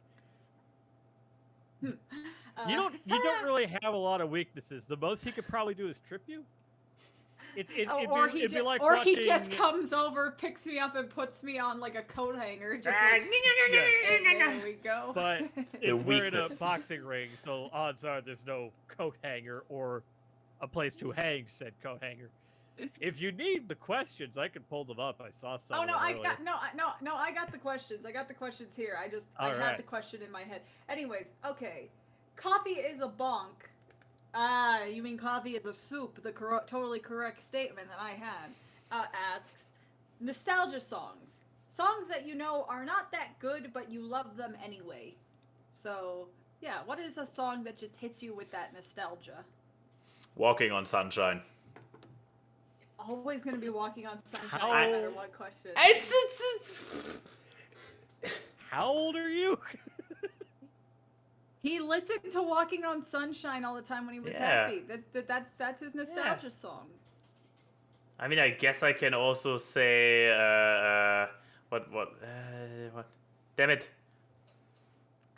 No, I lost the song. Damn it! Okay, I can remember the name in a moment. You guys can answer in the meantime. Chris, go ahead, say. Kelly Clarkson, since you've been gone. Oh, that's a good one. That's a good one. I mean, it's guilty pleasure in the sense so of I can't say it. I don't think I'm supposed to like it. I mean, mine is definitely the height of guilty pleasure, because it is not a good song. I don't think. I mean, have you ever heard of a guy named Adam? No, I don't know if I should say it. Either you do or you don't. But lightning round. Okay, have you ever heard of Adam Lambert? He has a song called "For Your Entertainment" that came out years ago, and it's not a good song. It's very much just a techno-y a techno-y seduction song, but I can't help but listen to it when I work out, and I do like it, even though I'm not sure I'm supposed to like it, kind of thing. And you and I have the same problem then. Yes, this is definitely the same problem. That is a song that just hits me with nostalgia simply because I heard it all the time, because it was a song that was played a lot. But yeah, there we go. Anything else on Twitter? Yes, from Brandon Croker, a question that is probably very fitting for Chris. What shows or movies that don't currently have or have gotten, I guess in general, a physical release on DVD or Blu-ray that you hope to get in the future? Technically, that's a loaded question only because I'm going to assume he means within our country, because there are some films that are not available on physical media here, but they are in other countries. I have a few, but right now I would say for TV shows, Megas XLR, because it's still not on DVD in the United States. I think there was one 3-episode DVD in the UK or something, but I think that's out of print. And I think it's because there's a rights issue with Megas XLR. And for a movie, I'd say Song of the South, which I don't think is ever going to happen. Nice. I own a 35 millimeter film print scan on my hard drive. Nice. Yes. Yeah, come on, Disney. Man up to it. Put a nice disclaimer in the beginning. It's part of history, the existence of the movie, not what's displayed in the movie. Or at the very least, Disney can compromise by licensing it out to someone like Criterion, where if they don't want if they don't want their hands dirty, they could just give it to someone else. Yeah, they have enough. If they don't want the mouse on it, then just give it to someone else. Because it would be nice to see the old Buena Vista or something. Instead of da da da da or whatever. I mean, I'm sure you guys could answer it too. Yeah. I was just thinking it was a fitting question given your love for physical media. Most of my answers are a bunch of Adult Swim shows that have only gotten full series releases in goddamn Australia and not the United States. Because Cartoon Network is Cartoon Network, William Street as an entity are terrible with physical media releases. Can I answer a roundabout way of just saying, hey, let's do the full series and movie Steven Universe box set release that they're going to be doing, but change it to Blu-ray because that's what your Peabody award-winning show deserves and not the inferior fucking format? Fair end. I inferior format version because there's no other option. I know, but that's what I'm saying. That's what I would do. I would storm and be like, you put these on the proper discs. In Australia, they put out the first 4 seasons on Blu-ray, but not in America. In America, it's still DVD only. And well, what do you need Blu-ray for? You got streaming for HD. Yeah. Blu-rays are a consistent bit rate, and it doesn't require that I have an internet connection when I watch it. And also, you can have full assurance that no episode or anything is going to get pulled from your DVD. No one's going to storm into your house and break a disc. A citation to that, I went on a panic buying spree of a lot of shows that streaming services were pulling episodes from because of that reason. Like, I bought the complete Blu-ray box set of 30 Rock because they started pulling a couple episodes from streaming and syndication. Yeah, I mean, and no episode's safe. They pulled a goddamn episode of SpongeBob off the air because those DVDs. Yeah, you want to know what the plot of that episode was? The plot of the episode was Mr. Krabs having a midlife crisis, and it ends with them going on a panty raid, like stealing underwear. They pulled it because parents were like, "Oh, we don't want kids imitating this behavior." Well, it's a fucking cartoon of a talking crab. But yeah, so I'm gonna just say re-release the Steven Universe series on Blu-ray in the United States. Well, what about you, Max? So you're gonna forfeit. Yeah, I have to bend the question a little bit because I am not aware enough what is actually available on physical media at the moment, or rather, what isn't. So just to instead fill in with an anecdote where I was recently almost considering if I should get something on physical media, namely last week's media, Leverage. Leverage is currently, as far as I can tell, not available in English, mind you, on any streaming service I get here in Germany. It's on Amazon in German dub. I don't give a flying fuck about the German dub. So I was like, fuck, and I might or might not have looked on in let's call it unofficial pages, but the quality is so bad. It's like hit and miss, and it was unwatchable in some cases. And eventually, I don't know how it worked, because the last time I tried this, I got blocked. I switched on my good old VPN and checked out international Amazons, because I have fucking Amazon Prime. So those regional locks, I think this is a gray area that I will gladly abuse by paying Amazon Prime and paying for a VPN.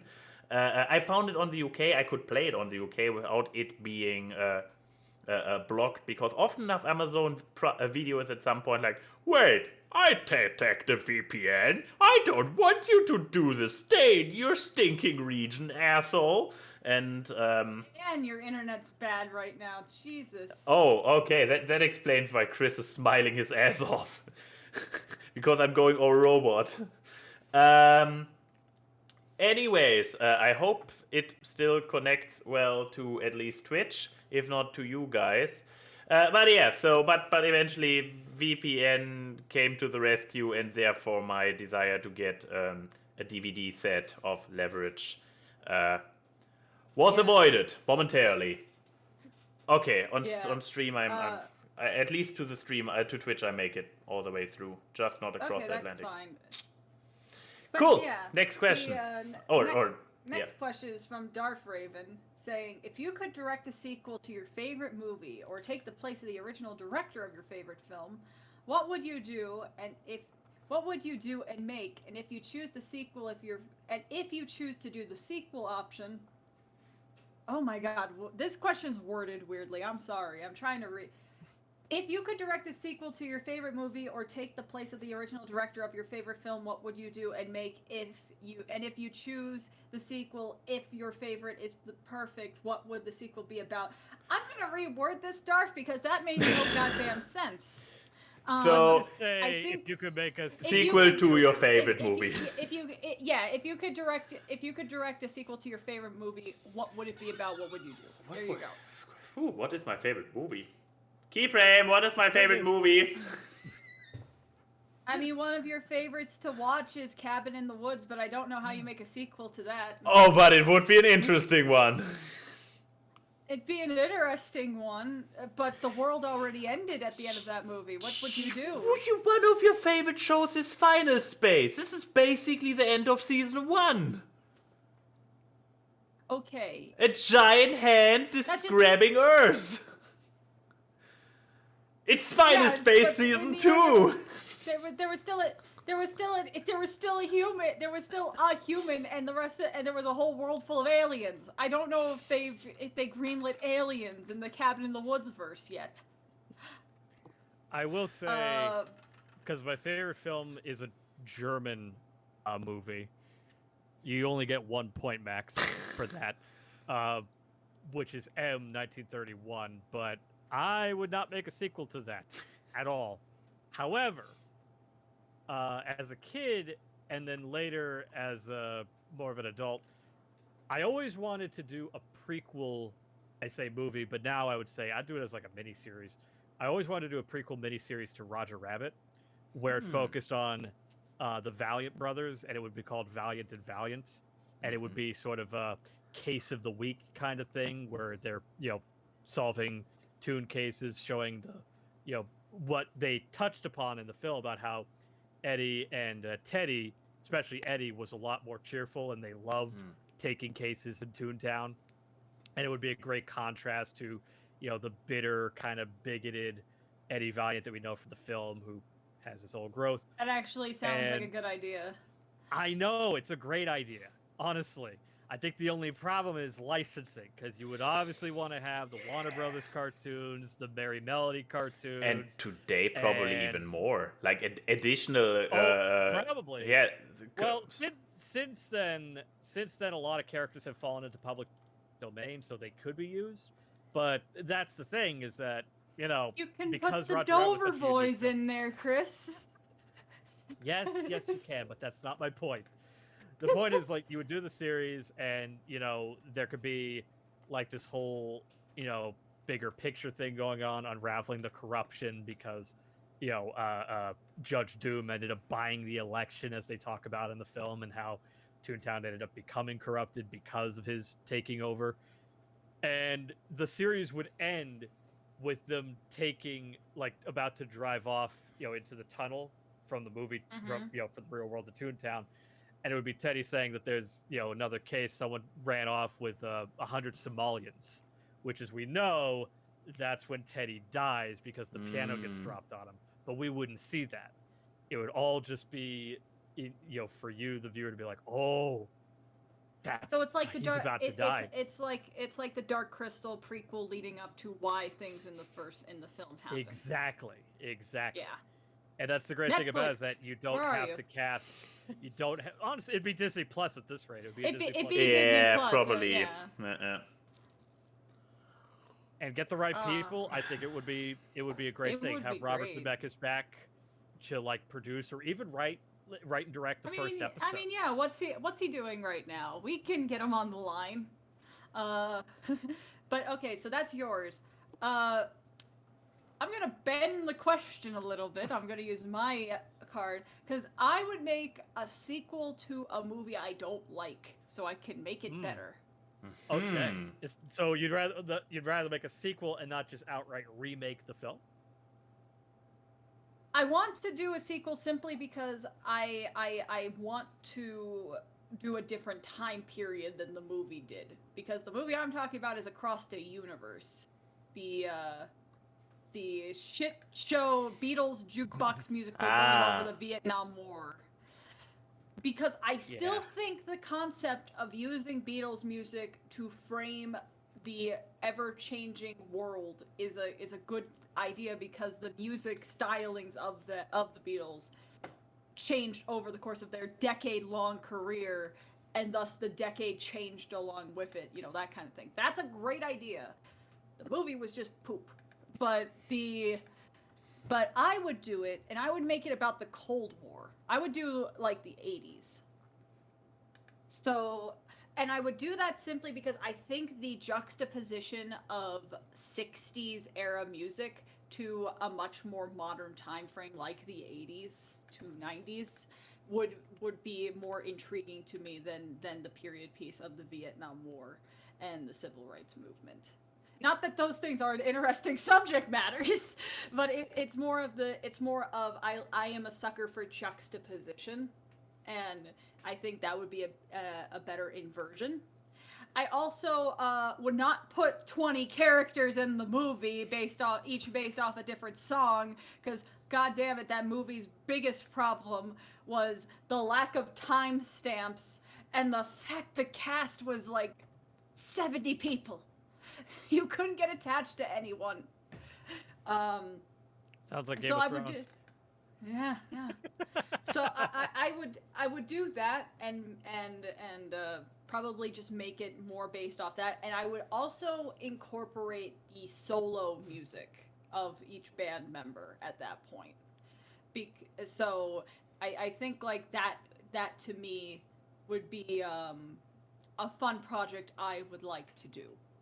If I had to make a sequel, I would remake that movie in a heartbeat, though, because god damn it, I wanted that movie to be good. You don't understand how desperately I want that movie to be good.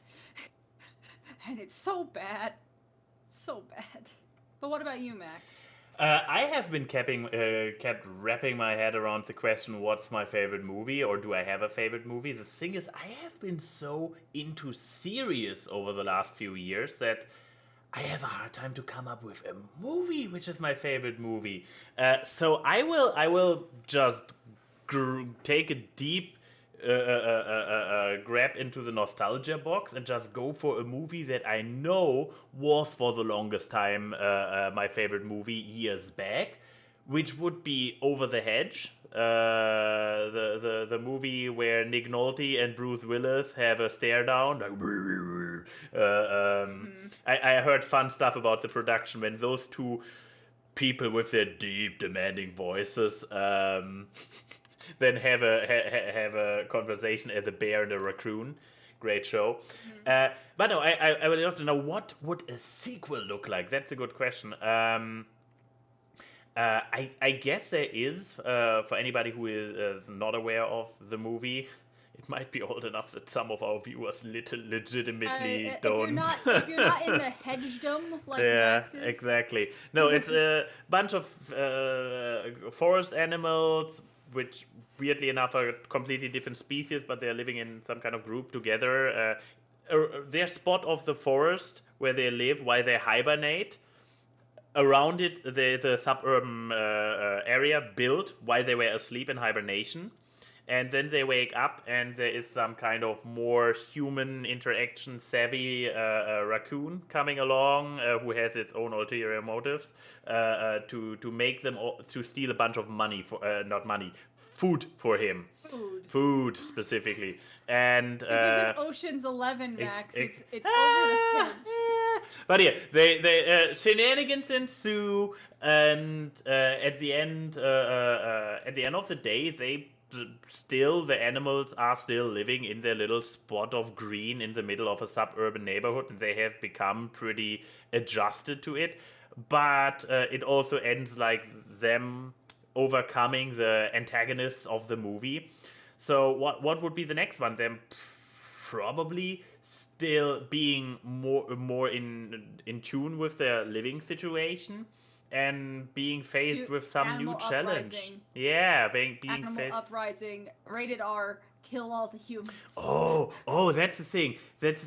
Have some kind of thing going on. Like, this is actually the setup for some games and whatnot. Like, have the humans actually like go post-apocalypse? The humans are extinct now, virus or whatever. Too topical. Anyways, and then the animals are like, oh no, where are the humans? We are now in tune with living off the humans, and then they actually start to living in the houses and whatnot. That's not a ridiculous idea whatsoever. Hey, perfect. See, perfect. The sequel to Over the Hedge has already been produced. It's Zootopia. It's a great movie. I would just redo Zootopia. Done. Cool question. Next one. I have one more on Twitter, and then it's all up to you.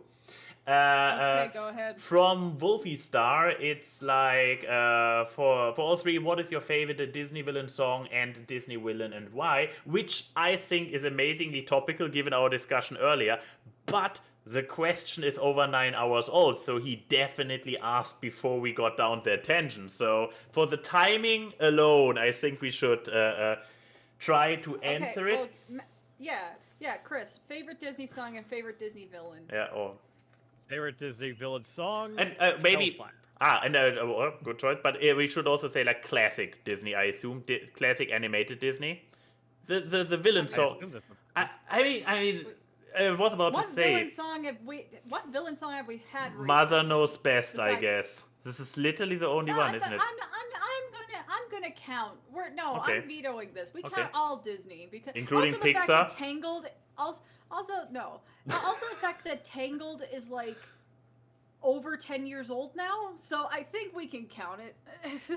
Okay. I mean, he does he say classic? He just says what No, is With your the favorite Disney villain song, Disney yeah, villain? it's not specific, so Yeah. So shut Time up. period. Shut up. Fair, Out of it. So fair, villain okay. Villain song is Hellfire. Mm-hmm. Disney villain would be Ratigan. Oh, Why- we are going really classic here. Hellfire is just the symbolism and the tone that they were able to get away with, and Yeah. it's powerful. Ratigan, because it's Vincent Price. Like there's Enough said. I don't need nothing else. It's Vincent Price. Most perfect. The only other perfect casting was like, oh God, why am I blanking on his name? The poacher in Rescuers Down Under. I don't know The his actor who name. Played him, and he's Oh. like a legend. The character is McLeish, but I'm forgetting the actor. Crocodile he's like a Dundee? legend. No. George C. Scott the- apparently. Voice of Yeah. Reason is here to the rescue. It was George C. Scott. George C. Scott. Yes, God, such a great performance. He'd be right under Ratigan. Oh my. Yeah. Well, Okay. Well, let's see. What about me?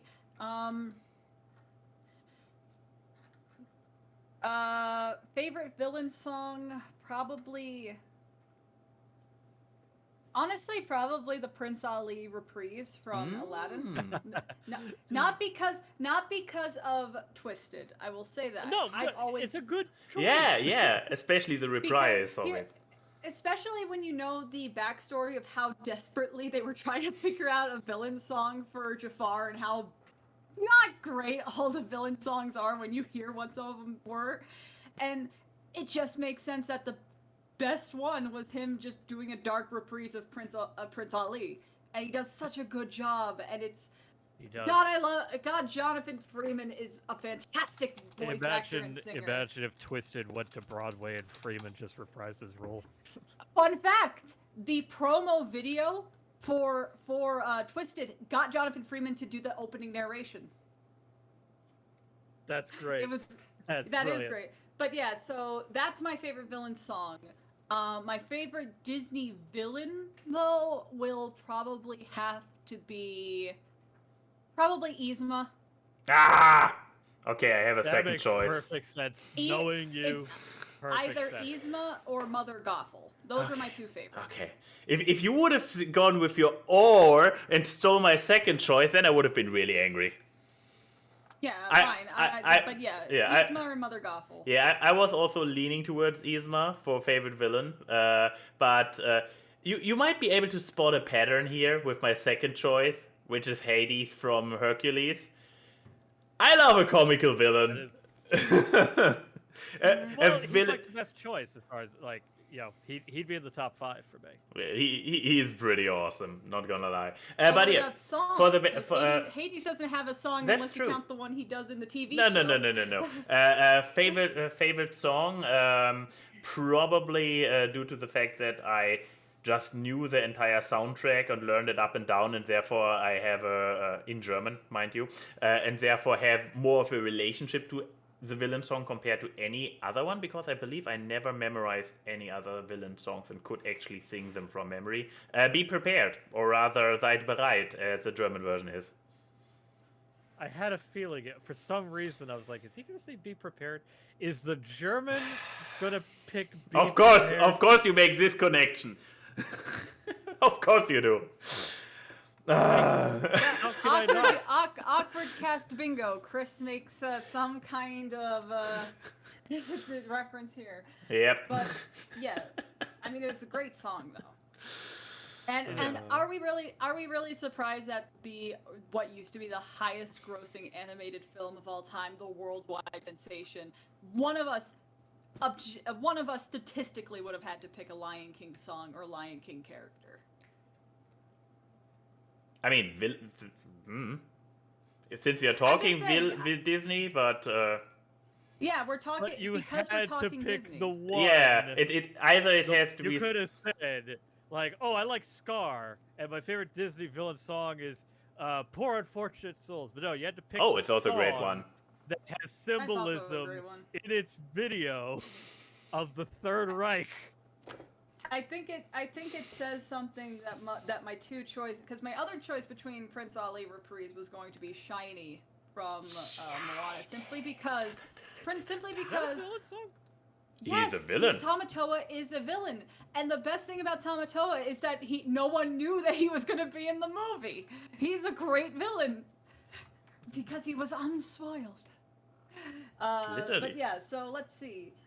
Going from happy things, Edgy Bitch asks, Jesus, Lieb, like yourself a bit, please. I mean, we literally called her an edgy bitch, and she's just doing what we told. We didn't call her a bitch. We called her an edgy teenager. She added the bitch part. Yeah. That's actually true. Yeah. So like yourself a bit, man. Jesus. Asks, what is objectively the worst food ever? No, this will not be used against Max, I promise. What? I mean, I'm sure rotten fish can be an answer, but I guess, like, what is the worst food we've ever had? I guess could be a way to phrase it. Because that's such a vague question at the end of the day. But objectively the worst food. So it doesn't even matter if you like it or dislike it personally. What is objectively the worst food? It still needs to count as food. Objectively, the worst food would be the food that provides the least sustenance and nutrients, because the whole reason for food is to sustain a person. So you could say fucking McDonald's at the end of the day, or just pure white bread. I think they mean, like, personal taste. But literally, objectively. But this is a teenager saying it. They do say I'm literally dead, so... I would say, as awful as it sounds, from my experience, I don't care for calzones, which is probably a sin for being Italian. It's just folded pizza. No, it's not. There's like this extra ingredient in there that's like, it was some kind of dairy product. It was some form of cheese that I was just like, that's there goes your excuse. Ricotta. Well, Keyframe, there goes your excuse next time when you want to roll up a pizza and be like, it's just a calzone! No. Happened. Pizza is just... calzone literally translates to being to be like a pizza turnover. What he's talking about is the fact that... he's talking about the fact that they use ricotta cheese in it, and he doesn't like the consistency of it. That's different than it being objectively different. But isn't that a common ingredient in calzones? Sometimes, but not often. I mean, because I always get just mozzarella or Parmesan in my calzone. So, there's different types of calzones. Parmesan. Well, you're also not a fan of most pasta. You're a terrible Italian. No. We've been over this. It's spaghetti, because spaghetti is cheap, easy to feed a family of 6 for, and we had it all the time. I love ravioli. Ravioli is great pasta. And if I get ravioli, I don't put Parmesan on it. I get some nice Paul Newman marinara sauce. That's okay. Anyway, so the worst food. God, I don't know. I like food too much. Max, stall for me. But my stalling will not be very long, because there are surprisingly nowadays very few food items where I am like, I really just don't like it. And are you gonna say mac and cheese? Oh no, that's an entire dish, and I'm just like, it's just like, Anyways, actually, specific ingredients like capers or black olives. I mean, I can all eat them. Are awful. Yeah, I can eat it when it's in there, but I would rather, would prefer the same dish without them. They are, for me personally, they never add something to a dish, they just make the dish worse. Not necessarily uneatable, because at the end of the day I do eat most of the stuff, but when I have capers or black olives... I'm German, cut me some slang. Give Inedible. Inedible. Inedible is the English translation, yes. But yeah, then if somebody is around who likes the stuff or doesn't mind the stuff, then I just have the capers, have the olives, have... Is there a third one? Those are the two ones that I instantly are like, please don't. So, but beyond that, not much comes to mind. Okay, I don't know, because I could just cheap out and say, objectively the worst food is like shrimp and crawdads and stuff, because you're literally eating undersea bugs, and the fact that they can kill me and other people. But that would also mean that I would have to say peanuts goes in that category too, and I love peanut butter. But I personally, I can't stand cooked fish. Like, just in general, it's not an objective thing at that point. I've had a couple good pieces of fish before that are cooked, but it's very rare. I can't stand the smell. I get sick by the smell of cooked fish. Like, I'm fish very does much have a pretty pungent smell. The thing is, especially when the fish is not seasoned enough, so it's just pure cooked fish going up the nostrils, and you don't smell any citrus from lemon or some crushed black pepper or something. It's like, oh, I can't. I'm a person that my sense of smell and my sense of taste go very well together. I have chosen to not eat foods for a long period of time because the smell was too off-putting to me. I'm that type of person. And I mean, it's all one big cavity. You can't blame me. So I'm just going to have to say, if you wanted to strike me down, just bring an unseasoned, uncooked salmon to me. And an unseasoned cooked salmon. I like uncooked salmon because I like sushi. And then you're going to strike me down where I stand. But I guess a one people can agree with. Just unseasoned meat in general can go fuck itself. If you hand me a cooked chicken breast with no seasoning on it, it's very like meh. Don't be that white person, okay? Don't be the I put raisins in potato salad level of white that your only seasonings that you use are salt and pepper. I can say that about my own kind because I've met people like that. Don't be that white person. Slowly sinks because he doesn't season some of his meat because he can't be bothered. Uh-oh. Well, that's laziness. That's not you thinking you're correct. Don't make excuses for him just because you're friends. Well, I mean, it's still bad, and I'm gonna judge you and not eat the food you make. But I don't have to eat the food you make. Clearly, but when you do not own an air fryer. When you go to a Baptist church that has lunches on Sundays, and a bunch of people bring unseasoned, boneless, skinless chicken breast, and you're forced to eat it because that's the nice thing to do, there's a goddamn fucking problem. My Anyways, church had next gelatin question. and candies. It was a good time. Your church was fun. Anyways, It was. Next question. That I know of. Question. I don't know what happened behind closed doors. Next question. If Boyce asks, if you became a gym leader in Pokemon, what type of gym would it be?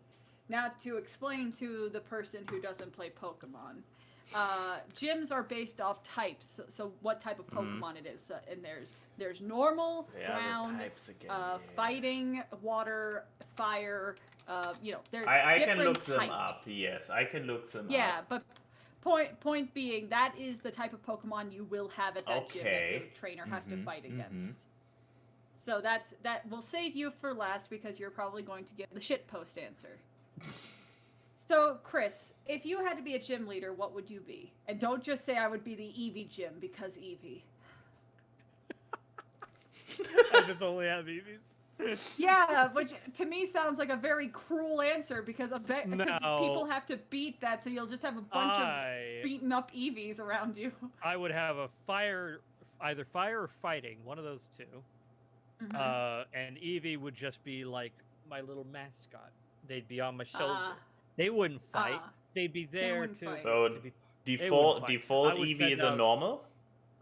Default Eevee is a normal. Cyndaquils and Hitmonlees and Charizards, all that good stuff. Score bunnies. Yeah. Okay, so that's yours. I've thought about this answer, and I know exactly what I'd be. Water. I would be a combination psychic and fighting type gym, and it would be called the Brains and Brawn gym. You have thought about it. It's pretty good. It's actually, it's a good idea, right? I mean, everyone keeps saying, oh, you would be a fighting gym leader because how you dress when you go to the gym, because I wear a Pokemon hat and I have my gloves and everything. And everyone keeps saying on my fucking photos that I look like a gym leader, and I do. But my favorite type is psychic. I prefer things that mess with the brain than the things that are just all muscly, which is very interesting given my physique. But so I would do that. So I would just have psychic and fighting. So yeah, I don't know what Pokemon I would have. Espeon would be one of them, but that's just because I love Espeon. But now, Max, it's your turn. I have two potential answers: the back to the roots answer or the gamer answer. Let's start with the back to the roots answer. Bug. Bug type. Because Pokemon started from bug collecting. The man understands how I think. Yes, because Pokemon was basically for all those poor city kids who could not collect their bugs, so they did it digitally and artificially. And so I just returned back to the roots. Smart. Yeah, it's like. Okay, what's your gamer answer now? Ice. Can Chris answer this one too? Why ice? Because no one likes ice levels? Yeah, basically, like ice levels, they're also always with the slippy ground and whatnot, and everybody's like, shit, I can't do it. But when you have your ice gym, you are used to the slippy ground, and this is not a challenge for you anymore, but you are the challenging place where they all come and hate it. Oh, I can imagine that your little gym sprite would have like those spiked shoes that people use when they go ice fishing and stuff so they can get a grip on the ground. Maybe, like, sure. No, I'm just saying that would look cool design-wise. You'd be walking around with literal spikes on your feet. Good question, voice. I think we could do one more question than the FMK. If you were a teacher, what subject would you teach, and how would you give out extra credits? Bold of you to assume that any of us would be good teaching figures. I disagree. Oh, I know. I'm trying to be funny. Okay. But realistic okay, answer. Chris, Bullshit answer. Realistic answer. Bullshit answer. I come back to you. I imagine, Chris, you would do some kind of film history class. Yes, I would. Well, yeah. So how would you give out extra credit? Trying to think of what would constitute extra credit, because I assume most of the curriculums would be like watching films and studying film and the film history. I suppose extra credit would be like writing your own essays before, I guess, or maybe creating. It feels. I mean, they could also create short films using the principles that you learn in the class. They could. That would be extra credit. And see, the thing is, part of it is like, is it extra credit if they're able to, if they seem to know about the subject as I'm teaching it? I mean, you're the teacher. It's your rules. I guess, yeah, they would get extra credit for that. Yeah. Okay. What about you, Max? Have you decided whether to go with real answer or bullshit answer? I'm not even sure if I have a good idea for a bullshit answer. And since Chris already sets the ground with going with a more realistic, an answer that is more real to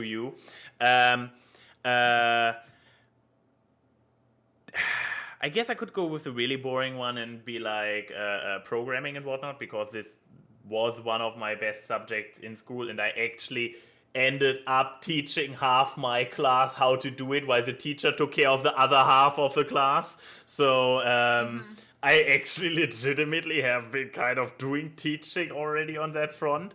And extra credits would then probably be something like design a nice little video game for me to play. I don't know. Yeah, but yeah. Let's leave it at that.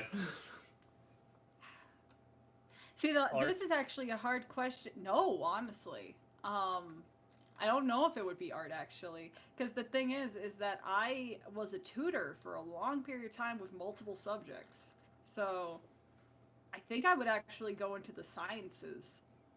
So be like some kind of science teacher or chemistry or biology teacher. But I would incorporate creative aspects into it. That's how I would do extra credit, but that it would also just be my curriculum. Because with stuff like sciences and math, I would also take the effort to incorporate how that could be put into a creative field. Because I feel like there in the school system, there's a lot of imbalance on the core subjects of the very practical, left-minded math, basic reading, and sciences have intrinsically more importance than anything creative, even though you need both to be a well-rounded person. So I would probably use that to incorporate and, use what you learn in the sciences to do something like, you learn about cell structure and stuff. Use that to make a piece of art or something like that. That's what I would do, because I feel like you could take logic out of art and you could take art out of logic, and I feel like that would be how I would handle that. People wanted me to be a teacher growing up. That didn't happen. Well, the world loses good teachers every day because they don't make teaching enticing. But yes, the next question. I mean, or the probably FMK. probably FMK because lateness. That's what I meant to say, Max. Okie dokie. Magical Dude says, to celebrate Cruella coming out on Disney. Oh, again topical. This week is all about live-action Disney films that apparently had to be made. So fuck, marry, kill, shitty live-action Disney remakes. The Lion King, Aladdin, and Mulan. All these movies shouldn't exist, yet they do, because Disney wants to make a quick buck, then make good movies. I just personally think it's frustrating. How dare you say Aladdin is a shitty Disney remake? How dare? That thing is leagues above Lion King and Mulan, at least. But I'm glad it's in there, because now there's a default for some of us. Well, no, there's a default for you, like, because you get first pickings because you're the guest. Well, I would marry Aladdin. The Aladdin remake's actually pretty good. It has some flaws, but don't most marriages? Yeah. I would kill the Lion King, because that was insulting. I saw that in the theater, and I hated it. And I guess I would fuck Mulan. I haven't seen it, but kind of like a fuck, I would do my business and then not call them the next day, so. Hit it and quit it.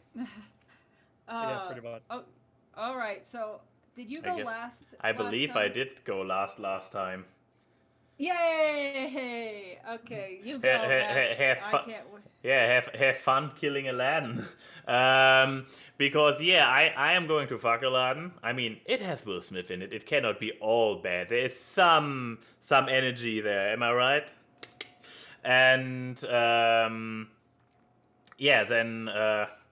wait, where does this leave me? If I fucked Aladdin, then I now. Oh no! I just realized who I have to marry.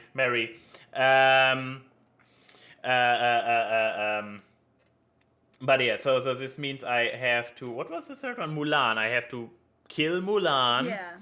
Because I mean, you would be a hero. I probably would be a hero, and I'm probably not feeling too bad about killing Mulan because the movie, the live action adaptation, to be precise. Not feeling too bad about it because I heard a lot of stuff how they very much ruined the movie. Especially given they also knowingly filmed next to prison camps. That's true. The real I'm not even the real world aspect of how shitty this production was, how controversial the lead ended up being, yada yada yada. All that even aside, there is still the thing that they fucked up the entire score aspect of it, like having all those nostalgic score tunes still in there, but there is no singing happening. It's not a musical, so it's just they completely missed the point of the original movie, which was already an unfaithful adaptation of what happened in real life, and they made an unfaithful adaptation of an unfaithful adaptation. So it's good that it's dead. I don't think I need to say more. Now listen to why I wanna marry the Lion King live adaptation movie.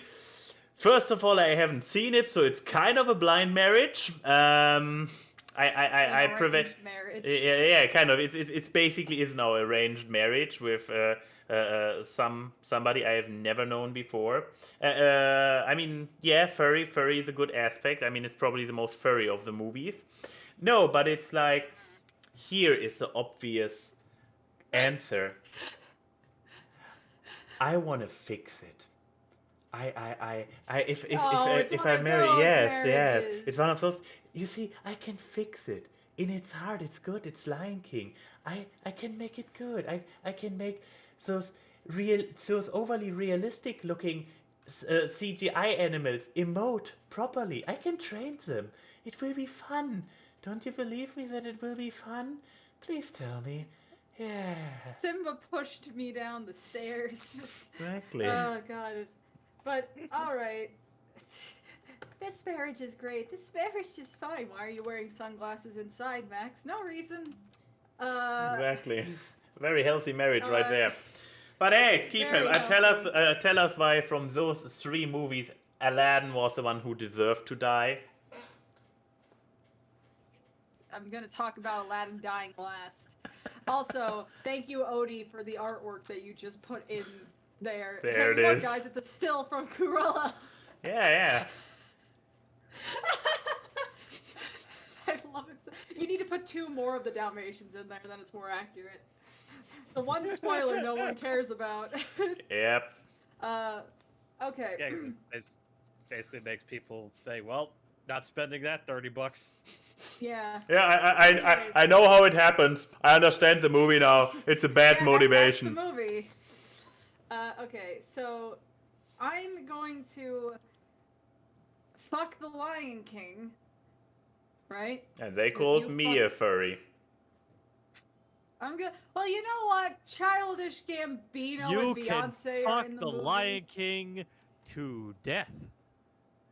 I'm not doing Death by Snoo Snoo, man. Especially not if one of the characters is John Oliver. I'm fine with that. Do you really want to hear that? Personality. No, but his snoo sounds. Yeah, sure. Oh, why not? okay. Okay, alright.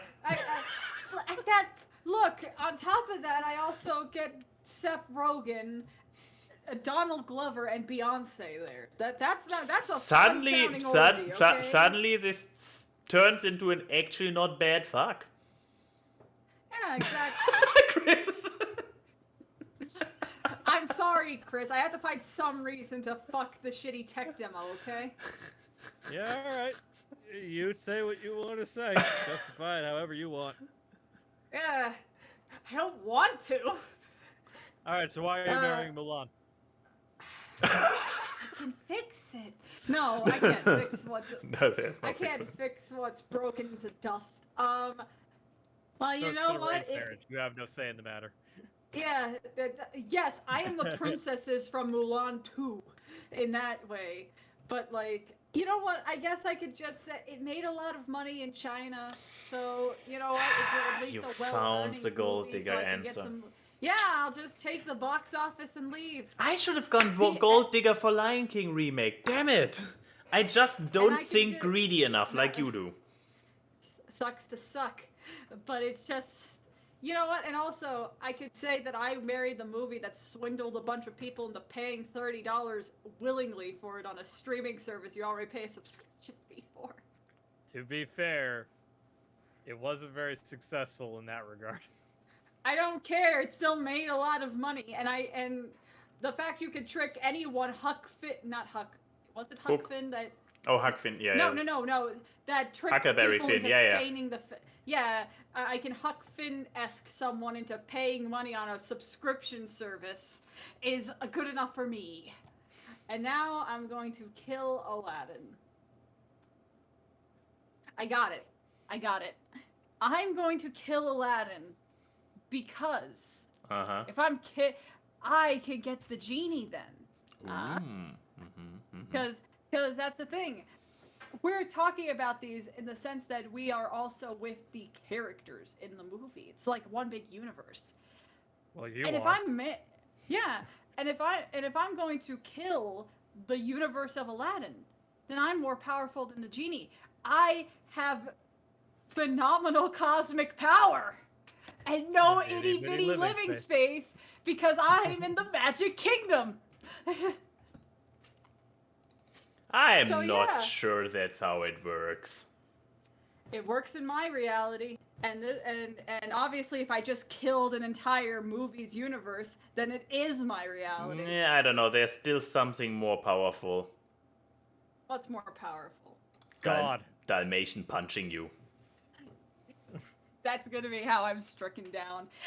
This is how every Disney mother died. God comes down in the form of a buff Dalmatian and just punches you in the face. You can't die. Oh, remember the question of who would we fight if we got Super Strength, Vegeta or Saitama? This is an easy fight. We would win. Cruella de Vil's mom? No, no, we fight the Dalmatian. All right, boys, we're all getting together. We're gonna beat the shit out of Cruella de Vil's mom. Everyone, get your Dalmatian face paint. Get your baseball bats that we sprayed white and put little black dots on. Just we're gonna be like the guys in Clockwork Orange, but with spots. The Troogs. Yeah. I have the feeling the first get-togethers with you guys after Rona is finally over will be very awkward. A and Y and Key say hi to the people in the chat. The memes are seen on this live stream as they talk about random crap. It's time for awkward guys. It's the awkward. Random guests and funny gags on the awkward guys. Artwork and analysis which you do